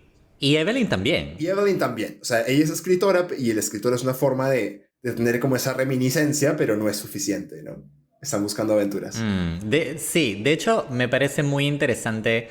A todo esto creo que ya es momento de decir esto. La verdad yo soy, creo que, enemigo por completo de María Bello. O sea, no de María Bello en general, pero María Bello en esta película. Némesis. Siento que Rachel Weisz es Evelyn. Por Realmente no supuesto puedo que sí. enfatizarlo lo suficiente. Hizo un trabajazo en las primeras dos películas. Lo encarnó súper bien. Tan bien que al cambiar de actriz realmente ya la magia se perdió por completo. Ya no veo esa misma química con Rick. O sea, ya no está. No tiene el mismo encanto. No tiene el mismo carisma. La misma cadencia de la voz, o sea, puta, olvídate. Yo desde el inicio estuve muy, muy, muy en desacuerdo con eso. Sí. Es bastante off-putting, ¿no? Sí, la verdad. Mira, qué interesante porque esto me hace pensar, me acaba de hacer pensar en otros casos en los que ha sucedido esto de cambio de actores. Y, por ejemplo, sucedió lo mismo con Dumbledore. Sí. Claro, Dumbledore fue el mismo por las primeras dos películas, pero lamentablemente el actor falleció. Y en la tercera trajeron a otro actor. Sin embargo, y esto habla mucho de María Bello, este nuevo actor, Michael Gambon, que hizo de Dumbledore a partir de la tercera película en adelante, fue increíble. No por desmerecer al primero, que también lo hizo muy bien, pero Michael Gambon también. Entonces, quizá estemos hablando del nivel actoral de María Bello. Puede ser. Acabo de revisar y Rachel Weisz, o sea, básicamente la verdadera razón por la que Rachel Weisz no regresó al cast no se conoce porque hay diferentes versiones. Entonces no está... Ok. O sea, todo está envuelto en un velo de misterio. Momificado. En cuanto a por qué Rachel Weisz está envuelto en papel higiénico. La razón por la que Rachel Weisz no regresó a La Momia. Oye, pero hay que comentarlo en un siguiente episodio porque necesito satisfacer esa curiosidad. Porque volvió Brendan y volvió el actor que hacía de Jonathan también. Sí, pero bueno. Entonces, partiendo de esa premisa, ¿no? Que con el cambio de actriz, de cierta forma sí es interesante ver a los personajes años después como una pareja retirada, ¿no? Que un poco vive de estas glorias pasadas, de estas aventuras pasadas, y que realmente ya no saben mucho qué hacer con sus vidas, porque su vida antes tenía tanto que ver con la aventura. Es más, nos enteramos de que han sido espías incluso, después de ser exploradores, entonces, pero que ya están retirados. Entonces, digamos que están en ese estado hasta que les piden el favor de que lleven un artefacto a China, nada menos. Favor que era parte de una conspiración Sí. en la que además está involucrado su hijo, porque ahora el hijo pues es el heredero del imperio aventurero de Rick y Evelyn y él es el que vive las aventuras, ¿no? Claro. El personaje del hijo es gracioso porque es una especie de copia de su papá, pero ya mucho más actual, ¿no? Porque pues, Claro. Brendan es de los años, o sea, la película La Momia, la primera, es de los años 90, por ahí, cuando más o menos el paralelo con su hijo es una edad similar, etcétera, ¿no? Ajá. pero ya su hijo es, vamos, mucho más actual. Y es gracioso porque parece como un jock. O sea, parece, ¿cómo se dice? El quarterback, ¿no? El capitán del equipo de fútbol del colegio que grita y es todo macho y así, hace como bullying. Ya, sí. Es buena persona, pero tiene como esa forma de comunicarse, ¿no? Sí. Entonces, este hijo se encuentra en China haciendo excavaciones, ¿no? Justamente está tratando de buscar al emperador, que había sido momificado y con su ejército de terracota. Entonces, es así que sus padres conectan nuevamente porque van a donde está su hijo. Ahora, lo interesante aquí, hay dos cosas que quiero mencionar sobre eso. Uno, nos enteramos de que los padres, o sea, Rick, Evelyn, no tienen buena relación con su hijo Alex. Entonces, de lo que eran tan protectores de él cuando era pequeñito, parece que cuando creció, digamos como que el lazo se fue perdiendo. Por ahí mencionan que la mamá lo sobreprotegía y que el papá ni siquiera lo abrazaba. O sea, hubo todo un tema ahí. Entonces están en un tumulto familiar. Así es como, ¿no? Reconectamos con los personajes. Y lo otro que quería comentar, que es muy divertido, que no sé si lo notaste, pero Jonathan, el hermano de Evelyn, tiene un bar. Él abre un bar en China que se llama Imoteps. Sí, honestamente, Jonathan en esta película es lo mejor de la película. Lo mejor, Sí. es lo mejor, literal. Es lo mejor de la película. Él salva, pues, él hace que la película siga siendo entretenida, ¿no? A pesar de todo lo que sucede. A pesar de todo. Y me encanta ese detalle, que haya abierto un bar que se llame Imoteps, la verdad. Tengo que decirlo. Es más, si hubiera un bar que se llame Imoteps, yo me pediría ahí al toque la pirámide. Sí, apuntadísimo. Apuntadazo. Vamos a tomar unos shots al Imoteps. Entonces, bien, de repente estamos una vez todos los personajes reunidos, Rick, Evelyn, su hijo, Jonathan. ¿Y qué es lo que sucede? Yes, lo adivinaron. Una vez más resucitan a este emperador, ¿no? Porque hay todo un complot, como siempre, ¿no? Para revivirlo, con el afán de, pues, ¿no? Que retome esta victoria que una vez tuvo el emperador y que conquista el mundo, bueno, al menos a China. Entonces esa es un poco la dinámica, ¿no? Una vez más... Al mundo. Al mundo. El general que lidera la misión, digamos, tiene la intención de... dominar al mundo. Claro, era como Make America Great Again, pero Make China Great Again, ¿no? Era como... Él quería volver a las épocas de oro del Imperio Chino y quería que el Imperio Chino conquistara al mundo y creía que el único que podía hacerlo era el emperador, ¿no? Momificado. Lo que persiguen los personajes ahora es, una vez más, traer a este emperador, impedir sus planes, no mandarlo nuevamente al Underworld. Ahora, quiero solamente detenerme en la parte de la resurrección del emperador, porque es la forma más idiota de traer a la vida a una momia, porque lo que sucede es que está el diamante, que es el diamante que pues es como la llave y contiene una sustancia mágica que va a revivir al emperador. Esa sustancia supuestamente es como que juguito de Shangri-La, ¿no? que da la vida. Y bueno, lo que sucede es que ese juguito de Shangri-La solamente sale si tú al diamante le aplicas sangre de un ser puro. Como Evelyn es la Virgen María, básicamente en la Tierra, entonces ella es la persona elegida para activar el diamante, lo hacen, le cortan el dedo a Evelyn, sangra en el diamante y el diamante se abre. Y cuando el diamante se abre, básicamente el general lo tiene en la mano y dice, una vez que rocíe con esto al emperador, se levantará, no sé qué, ¿no? Literalmente dice, una vez que rocíe con esto. O sea, nunca habla de la sustancia porque no se sabe ni se menciona en ningún momento qué cosa es eso que está en el diamante. Once this touches him, the Emperor will rise to rule again. Finish him off. Y comienza un struggle, ¿no? Una pelea. Baja Alex colgado de una cuerda, baja la otra chica, que es un personaje nuevo, del que todavía no hemos hablado, colgada de una cuerda, ¿no? Y empieza ese struggle, y en medio de todo el caos, sucede que el líquido, de casualidad, llega al pecho del emperador, ¿no? Que estaba en una esquina del cuarto, que ni siquiera estaba en el ataúd donde se suponía que tenía que estar. Claro, porque era una especie de señuelo. Exactamente, y por accidente el juguito de Shangri-La le cae al emperador y así es como revive el emperador. Sí. Entonces, creo que con eso ya podemos cerrar el tema de la sinopsis. Realmente ha sido un logro acabar estas 3 sinopsis. Creo que nos vamos a tomar un descanso muy largo después de esto. Vamos a ir al Imoteps porque ha sido bastante. Pero de cierta forma me encanta haber llegado aquí porque ahora finalmente podemos conversar acerca de nuestras opiniones acerca de esta película. ¿Quieres hablar un poquito de Michelle Yeoh y de los personajes chinos de la última?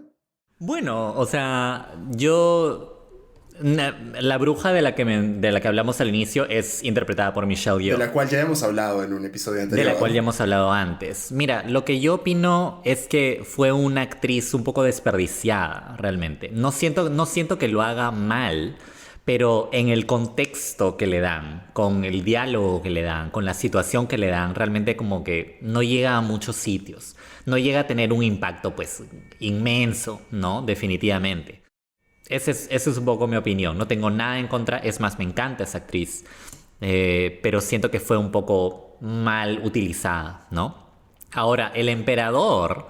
Quisiera conocer un poco tu opinión sobre el emperador, porque el emperador es Jet Li, que es otro actor... que es ya conocido, sí, bastante conocido. Sí. Pero que yo lo siento tan o sea, no tiene más que una sola expresión. Es demasiado wooden. No expresa nada, la verdad. Y en esta película peor. Peor porque su cara está hecha de arcilla. O sea, y no sé, yo no sé por qué, pero decidieron que la maldición era como persistente. Entonces, cada vez que se rompía la cara de arcilla del emperador, le volvía a crecer otra cara de arcilla. Sí. En un par de ocasiones, él mismo se rompe la cara para poder usar la arcilla como arma.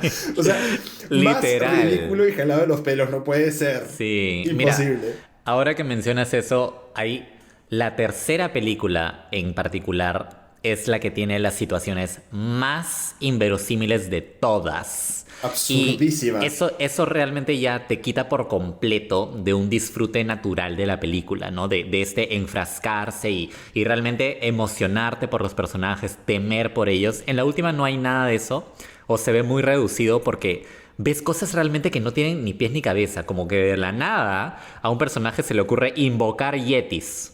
Los invoca yetis y los yetis vienen y los ayudan.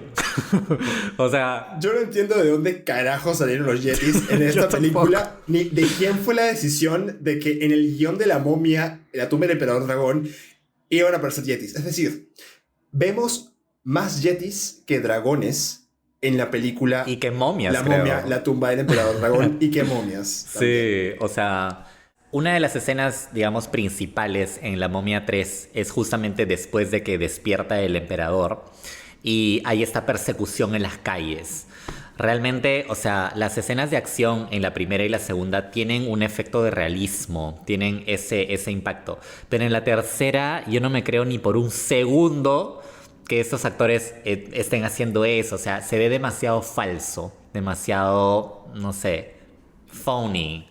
Es muy bueno que lo digas porque además hay un dato ahí curioso que es que Brendan Fraser era conocido por él mismo interpretar prácticamente todas sus escenas de acción, todos sus stunts. Uh-huh. Y pues en la primera y en la segunda él sí tuvo muchísimos accidentes, o sea, múltiples veces tuvieron que hacerle varias cosas para arreglar al pobre hombre que se había tirado pues en las cavernas, ¿no? Y todo. Y en la tercera, Brendan Fraser ya estaba un poquito mayorcito. Ya está, claro. Entonces, claro. Pero él insistió en seguir haciendo sus escenas de acción, sus stunts, en la mayoría de ocasiones. Obviamente, pues, tampoco se tiró de la carreta en movimiento, ¿no? Y esquivó los fuegos artificiales ni nada, pero sí se accidentó, de hecho, en un par de ocasiones gravemente y tuvo que estar hospitalizado porque le tuvieron que hacer un tratamiento en la columna, porque se caía de espalda a cada rato. Entonces, o sea, es lamentable que todo eso haya sido para lograr lo que sale en la película, ¿no? Sí. Y justo tú lo mencionas bien, ¿no? Este tema de que justo esquivaron el fuego artificial o que de repente están por debajo de la carretilla y no les pasa nada. O sea, es realmente en extremo inverosímil, ¿no? O sea, uno se queda realmente con una sensación de querer como que roll your eyes, como que esto jamás podría estar pasando, ¿no? Y es feo cuando cuando te sacan de ese mood en el que deberías estar, que deberías creer lo que ves en pantalla, ¿no? Este acto de... Eso tiene un nombre, de hecho. Una creencia voluntaria, ¿no? Como que eliges creer en las cosas que estás viendo, ¿no? Suspension of disbelief. Esa vaina. No sé si alguna vez lo has escuchado. No.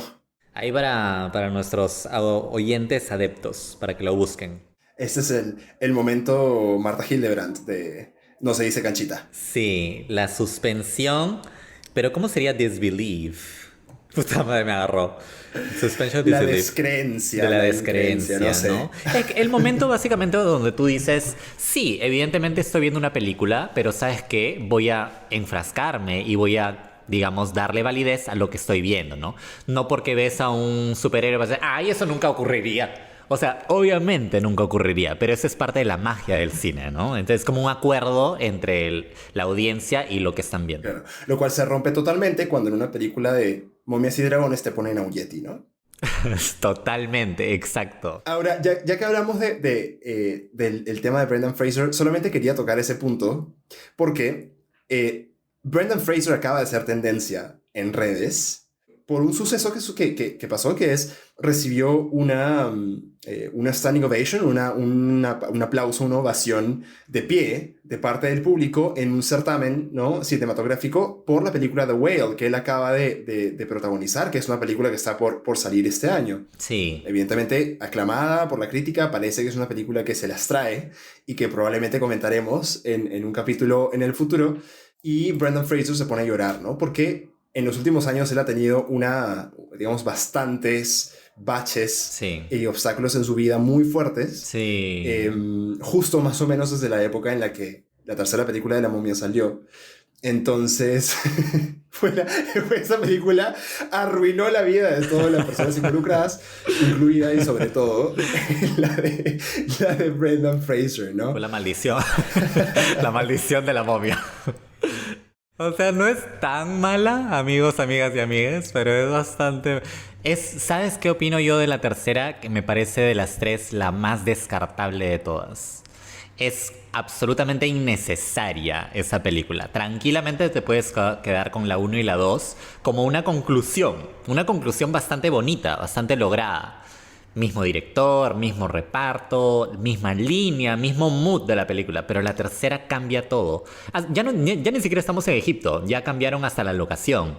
Entonces realmente todo es distinto y pues no tuvo la magia, pues, ¿no? Una película tan descartable como una cañita de papel. Cañita, popote, pitillo de papel. Bueno, entonces, ¿qué opinas tú de Fraser? Porque él ha tenido bastantes cosas. Yo estoy súper contento por lo último que le está ocurriendo a Brendan Fraser en su carrera. Esta ovación, esta actuación alabada por la crítica bajo la dirección de este patita Darren Aronofsky, que fue el mismo que dirigió El Cisne Negro, ¿no? Por ahí varios seguramente conocerán esa película. Estoy súper ansioso de ver la película y como tú mismo has dicho, ¿no? Este actor le ha pasado de todo. Ha tenido lesiones físicas, ha sufrido de abuso. Ha sufrido de abuso sexual por alguien en la industria hollywoodense. Ha tenido problemas financieros porque tuvo un divorcio y como tiene hijos tenía que dar manutención y su manutención era carísima. Carísima era su manutención. No era como la de acá de Panchito que le tenía que pagar, ¿no? 500 so a su ex. Brendan Fraser no la tuvo tan fácil. No, él tenía que pagar casi $1 millón. Claro, o sea, el pata estaba pero mal, sumido en la depresión, su mamá murió, o sea, ha pasado muchos obstáculos y que finalmente esté resurgiendo, ¿no? Y logrando este éxito es genial. El caso de acoso del que él fue víctima también es importante y yo quería mencionarlo porque él fue parte, bueno, intentó del movimiento. Sumarse exactamente al movimiento Me Too, que fue este movimiento en el que muchísimas mujeres, muchas de ellas reconocidísimas en la esfera de Hollywood, salieron a denunciar que habían sido acosadas sexualmente por múltiples personas y también reconocidas hombres, evidentemente, los agresores, también de Hollywood, y se volvió este hashtag, ¿no? Me Too, yo también, en el sentido de yo también he sufrido de acoso, yo también he sido víctima, y Brendan Fraser se sumó a esto, ¿no? Y ahí fue que reveló que él también había sido víctima de acoso sexual, pero él, siendo hombre, en un mundo machista recibió como un backlash, ¿no? O sea, su denuncia no fue tomada en serio, fue tomada como que él se estaba poniendo en un papel de víctima o como que tal vez simplemente quería... Protagonismo. Exactamente, protagonismo, esta publicidad gratuita, o que inclusive estaba un poco restando la importancia en el movimiento siendo él hombre en una campaña en la que la mayoría de víctimas, por supuesto, eran mujeres. Pero hay que reconocer que pues, los hombres también sufren de abusos sexuales y también pueden ser víctimas, de hecho también son víctimas del machismo. Sí, sí, definitivamente. Y siempre me ha parecido que en las películas que he visto a Brendan, me parece que es alguien con demasiado carisma. Y creo que La Momia, o sea, prueba eso, ¿no? Prueba que magnetismo en la pantalla lo tiene, ¿no? Lo he visto por ejemplo, en esta película que ganó el Oscar, Crash, como uno del reparto. Era un reparto de varios actores, ¿no? Pero él estuvo ahí y hizo un buen trabajo. ¿Dónde más lo he visto? Ha tenido roles Él fue George de la Selva. Roles dramáticos, George de la Selva. George de la Selva. Es que lo puede hacer comedia, puede ser drama, o sea, él puede hacer todo. Es verdad, es verdad. Y pues ahora parece que triunfando y brillando en roles dramáticos. Sí, nuevamente. Y qué genial, ¿no? Qué genial que esté logrando esto. Este actor entrañable, ¿no? La Roca salió a agradecerle por haberlo llevado a La Momia Regresa. Esto me pareció súper bacán. Aparentemente Brendan Fraser le dio como que ese empujoncito, ¿no? A La Roca que necesitaba para hacer el spin-off del Rey Escorpión. Tuvo una buena mano ahí en todo ese tema. Entonces, que este actor, La Roca, porque recordemos, La Roca... después de La Momia fue que vino con Rápidos y Furiosos. Rápidos y Furiosos, etcétera, ¿no? Y todas las otras películas que él tuvo, todo se originó en este rol pequeñito que tuvo en La Momia Regresa, ¿no? Entonces le debe mucho La Roca a esa franquicia. Uh-huh. Excepto a los realizadores de efectos visuales, sí, se lo debe todo a La Momia. Exacto. Sí, sí, tal cual, tal cual. En realidad tengo una curiosidad. Porque estamos hablando de una saga. Entonces quiero conocer si es que tienes un personaje favorito dentro de toda la saga. Yo creo que tengo dos. Jonathan, el bufón, me encanta. Es un gran personaje. O sea, sí hace reír. Realmente es gracioso. Y el actor John Hannah se llama. Tiene un nombre parecido a su personaje. Interpreta súper bien. O sea, yo no me imagino a alguien más en ese papel. Lo hace muy bien. Muy bueno. O sea, digamos que es el personaje más entretenido de todos. Pero, digamos, si nos ponemos en un mood más aspiracional, o sea, el personaje que me parece más cool es Anaxunamun. Ya. Identificadísimo yo con mi ídola, Anaxunamun. Tu queen. Ok. Interesantes opciones. ¿Y el tuyo cuál es? ¿Cuál es tu personaje favorito? A mí me gusta mucho, esta va a ser una opinión un poco extraña, pero me gusta mucho el personaje de Benny. El oportunista. Sí. Siento que no muchas veces se le da cabida a este tipo de personajes. Casi siempre se los tiene olvidados o a veces ni existen en los universos de las películas, ¿no? Pero en la primera película, Benny tiene mucho protagonismo. Aparece en muchos momentos de la película y tiene giros argumentales clave que ese mismo personaje genera o que ocasiona, ¿no?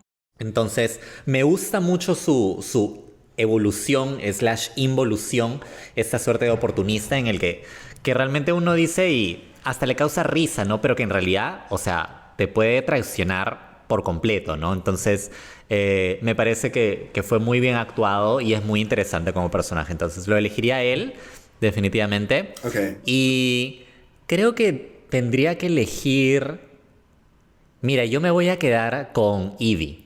Ah, con Evie. Ok. Sí, yo me voy a quedar con Evie. Porque se ganó mi corazón. O sea, eso es... No puedo decirlo de otra forma. Desde que la vi en la biblioteca, destruyendo la biblioteca, o sea... Te enamoraste. Es un personaje que siento que mucha gente diría, pero qué fácil, o sea... Pero en realidad esa ingenuidad, esa especie de delicadeza y un poco de distanciamiento de la realidad... no es tan fácil de lograr creíblemente en cámara y siento que ella lo hace y disfruto mucho de su actuación cada vez que veo las dos primeras películas. Ok, sí, es un buen punto. Bueno, también un gran elemento de todo esto es su perfecto acento británico, ¿no? Sí. A lo Reina Isabel, así perfectamente logrado el acento británico de Rachel Weisz como Evie. Antes de decir, digamos, cuántas canchitas le ponemos a esta saga, a estas 3 películas, alguna escena, creo que ya hemos mencionado varias escenas que nos gustan mucho, pero alguna que haya quedado por ahí en el aire que te gustaría mencionar de cualquiera de las películas, de las 3, de una. Sí, a mí me gusta muchísimo la escena que casi abre, o sea, después del prólogo del Rey Escorpión, en La momia regresa, está la escena en la que la secta, digamos, de Naxunamun está desenterrando a Imhotep nuevamente. Uh-huh. Y en el momento en el que lo van a hacer, antes de poder desenterrarlo completamente, de pronto llegan a la parte donde está como ya el féretro, ¿cómo se dice? Sarcófago y todo esto. Pero de pronto también, o sea, al momento que lo van a sacar, despiertan a los escarabajos. Ajá. Y los escarabajos salen del piso, pero salen en una especie de cúmulo de arena que va como inflándose, y de pronto ¡pop! Salen, ¿no? Ajá, sí, exacto. Sí. Y se comen a todo el mundo. Entonces, esa escena, a mí también, la primera vez que yo vi La momia regresa, me quedó súper grabada. Chévere, sí, bacán, logrado momento. Te voy a dar una también que me gusta. Realmente creo que ya he mencionado varias, pero tú has mencionado uno de la 2, así que yo voy a mencionar una escena de la 1 que le da bastante peso dramático a la película. Es cuando este piloto viejo, Winston, que vive de glorias pasadas, pues transporta a Rick y a Jonathan y a Ardeth para salvar a Evelyn, y se topan con la columna de arena, ¿no? El impacto es tal cuando chocan que muere, el piloto muere. Entonces, hay arenas movedizas, entonces el avión se va, claro, se hunde junto con el piloto. Entonces, este piloto justo había estado mencionando de que cómo no él murió en sus tiempos de gloria, ¿no? En batalla, como el resto de sus amigos. Entonces él se quedó vivo y realmente no tenía mucho que hacer con su vida, ¿no? Ya era retirado, etc. Entonces él siempre soñaba con este final épico para su vida, y me encanta que lo haya conseguido a través de esta aventura, ¿no? Y el momento en el que se hunde, justo le sueltan una música medio como militar, ¿no? Como eso. Y Rick le hace un ademán de este saludo militar. A mí me parece eso muy, muy, muy bacán. Me da curiosidad que menciones eso como una escena que te gustó mucho de la 1, porque me dijiste que no te gustan las películas de guerra, y las películas de guerra normalmente tienen una moraleja muy por ese lado, por vivir una vida de honor, por una vida de servicio y eso, ¿no? Te recomendé hace poco que veas 1917, te lo recomiendo otra vez. La voy a ver, porque la voy a ver. Es todo esto personificado y es una película muy sensorial. Bueno, ya luego hablaremos de esa película en No se dice canchita también. Bravazo. Bueno, ¿alguna escena que sí te guste de la 3? La 3... A ver, la verdad es que... Yo sé la escena que me gustó de la 3. Al final, cuando Jonathan está saliendo del bar de Imhotep y decide que no quiere más momias en su vida, quiere largarse de China porque allá también hay momias, ¿no? Se sube al carro y dice... Ya, ajá. Chao, chao, Shanghai. Nos vamos a Perú. ¡Woo! Where are you off to, Mr. Carnahan? Some place where they don't have mummies. That's one that I've got a plane to catch. Yes, sir. Ciao, ciao, Shanghai. Peru, here I come. En la versión subtitulada en español, luego de que él dice esa última línea, que es la última línea de toda la película, me voy a Perú, sale en los subtítulos: un tiempo después se descubrieron momias en Perú. Pero yo esta vez la vi sin subtítulos, en inglés, y esa parte nunca salió. O sea, yo creo que alguno de los subtituladores decidió hacer una mención honrosa a Perú. Tal vez hubo un subtitulador peruano por ahí en español de la película y lo puso. Claro, es súper extraño, de hecho. Es muy misterioso porque efectivamente nadie dice eso. Sin embargo, en los subtítulos, yo que ahora que la vi en Netflix, aparece. Entonces yo por un momento dije, ¿no será uno de esos letreros en chino? Pero no tendría sentido eso en realidad, que diga eso, claro, ¿no? Yo tenía el recuerdo de que salía un texto en la pantalla en inglés y en los subtítulos. Pero Sergio, yo terminé de ver la película y la retrocedí 2 veces en Netflix y en ningún momento en la pantalla dice que encontraron momias en Perú. O sea, los subtítulos realmente es como un subtítulo fantasma. Sí, es eso mismo lo que es. Es un subtítulo fantasma que apareció y que, bueno, yo le doy la bienvenida porque somos peruanos, se aprecia. Gracias porque, gracias por decirme que luego se descubrieron momias en Perú. O sea, ahí la momia Juanita está. La momia contenta. Juanita, o sea, llegó mi momento para brillar. Sí, en todo caso, ese final me daba la impresión de ser una suerte de cliffhanger, ¿no? Como que está diciendo, ahora me voy a Perú. ¿Qué va a pasar en Perú? O sea, ¿te imaginas que hubiera habido una momia? La momia en Perú, la momia 4, Ampato. Uy, la momia de Atahualpa, la momia Huayna Cápac. Olvídate, eso hubiera sido el desmadre. Porque ahí sí que muerte hubiera habido, no sé, ya hicieron la de Tupac Amaru, ya hicieron la de la momificación. ¿Qué muerte hubieran encontrado acá? Te lanzan del Huayna Picchu. Te lanzan al Misty. Te lanzan. Muerte por ayahuasca, no sé, Algunas cosas se habían inventado, sí. Pero bien, hemos llegado al momento. Vamos a hacer lo siguiente, vamos a ir película por película, porque creo que cada una merece su puntuación diferenciada. Okay. Entonces, vamos con La Momia, la versión original, o la primera, de 1999.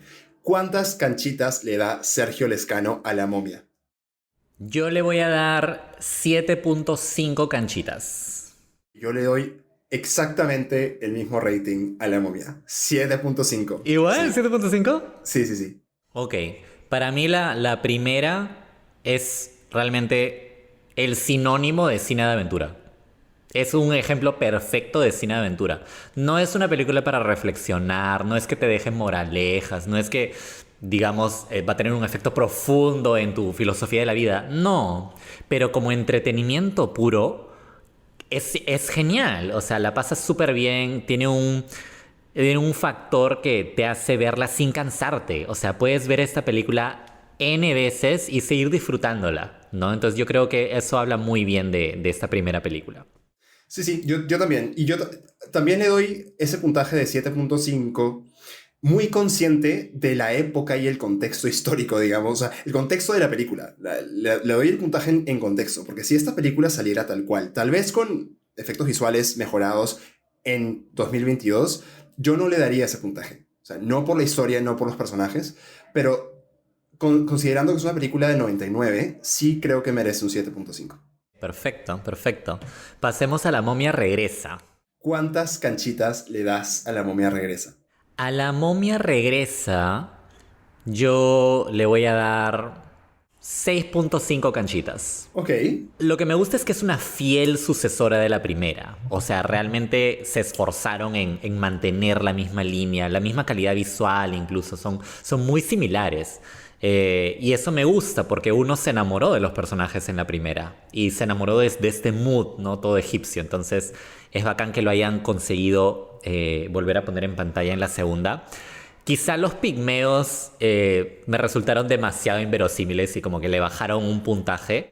Pero en general la considero bastante entretenida también. Ok, yo le doy un 6 por dos razones. Los pigmeos ridículos, que sí. Y también él es re escorpión, que no respetaron... bueno, pues sí.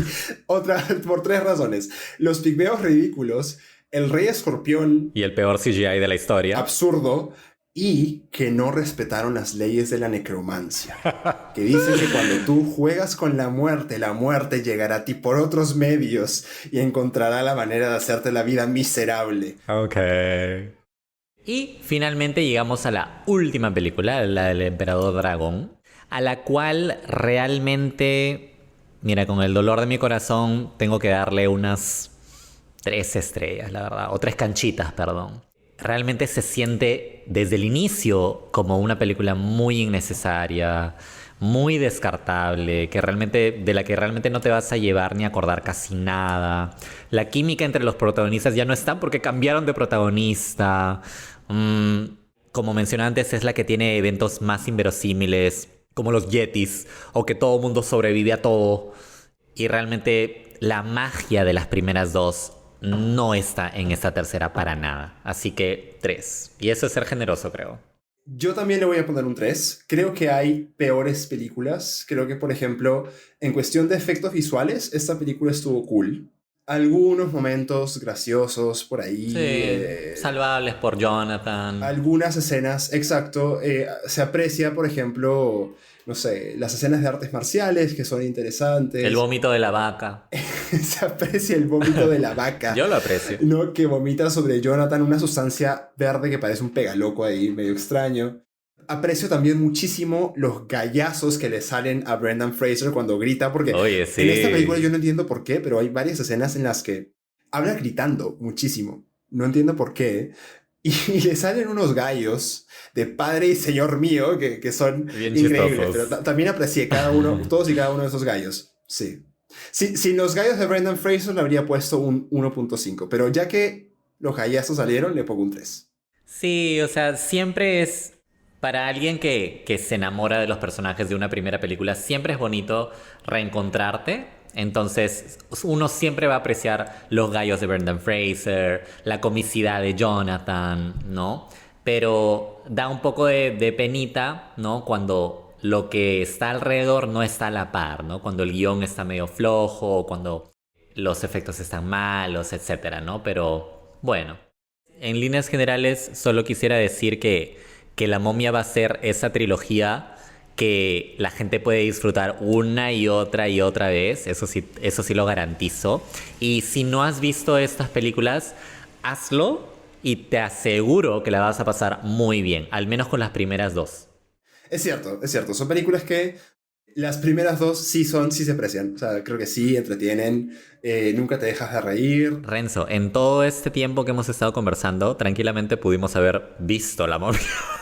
O la segunda película de La Momia, que creo que es la más larga.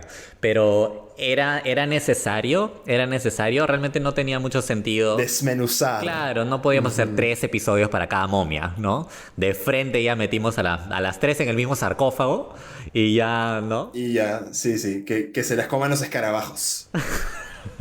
Ha sido muy bacán, en verdad, discutir las momias contigo. La he pasado súper bien. Si quieren saber más de nosotros, pues en Instagram me encuentras como Sergio Lescano y a Renzo lo encuentras como... @recuádrala. Así que, bueno, con ustedes, estimada audiencia, va a ser hasta un próximo episodio. Te esperamos en el próximo episodio para seguir hablando sobre las películas que te gustan, que nos gustan, especialmente las que nos gustan, a Sergio y a mí. Y muchísimas gracias. Eso fue No se dice canchita. No. Y también podemos hacer un juego donde tenemos que decir los nombres de los personajes de La Momia sin parar. Yo empiezo y tú sigues. 5, 4, 3, 2, 1. Rick. Evelyn. Jonathan. Alex. Alex Solomon. Imhotep. Ardeth. Seti. Benny. ¿Yisuan? ¿Cómo se llama? Sijuan. Ah, perdiste. Ha sido un gusto. Chao a todos, todas, todes. Hasta la próxima. Ay, perdí. Bueno, chao.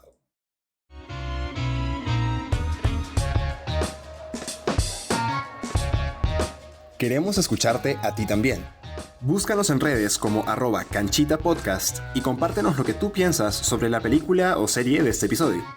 Y claro, cuéntanos de la película o serie que amas y que quieres que comentemos en los próximos episodios de No se dice canchita. Si te gustó lo que escuchaste, no te olvides de seguir o suscribirte a No se dice canchita en Spotify, YouTube o donde sea que escuches tus podcasts. Y compártenos, así nos ayudarás a llegar a más personas que, como tú y como nosotros, no se aguantan para comentar las series y películas que adoran.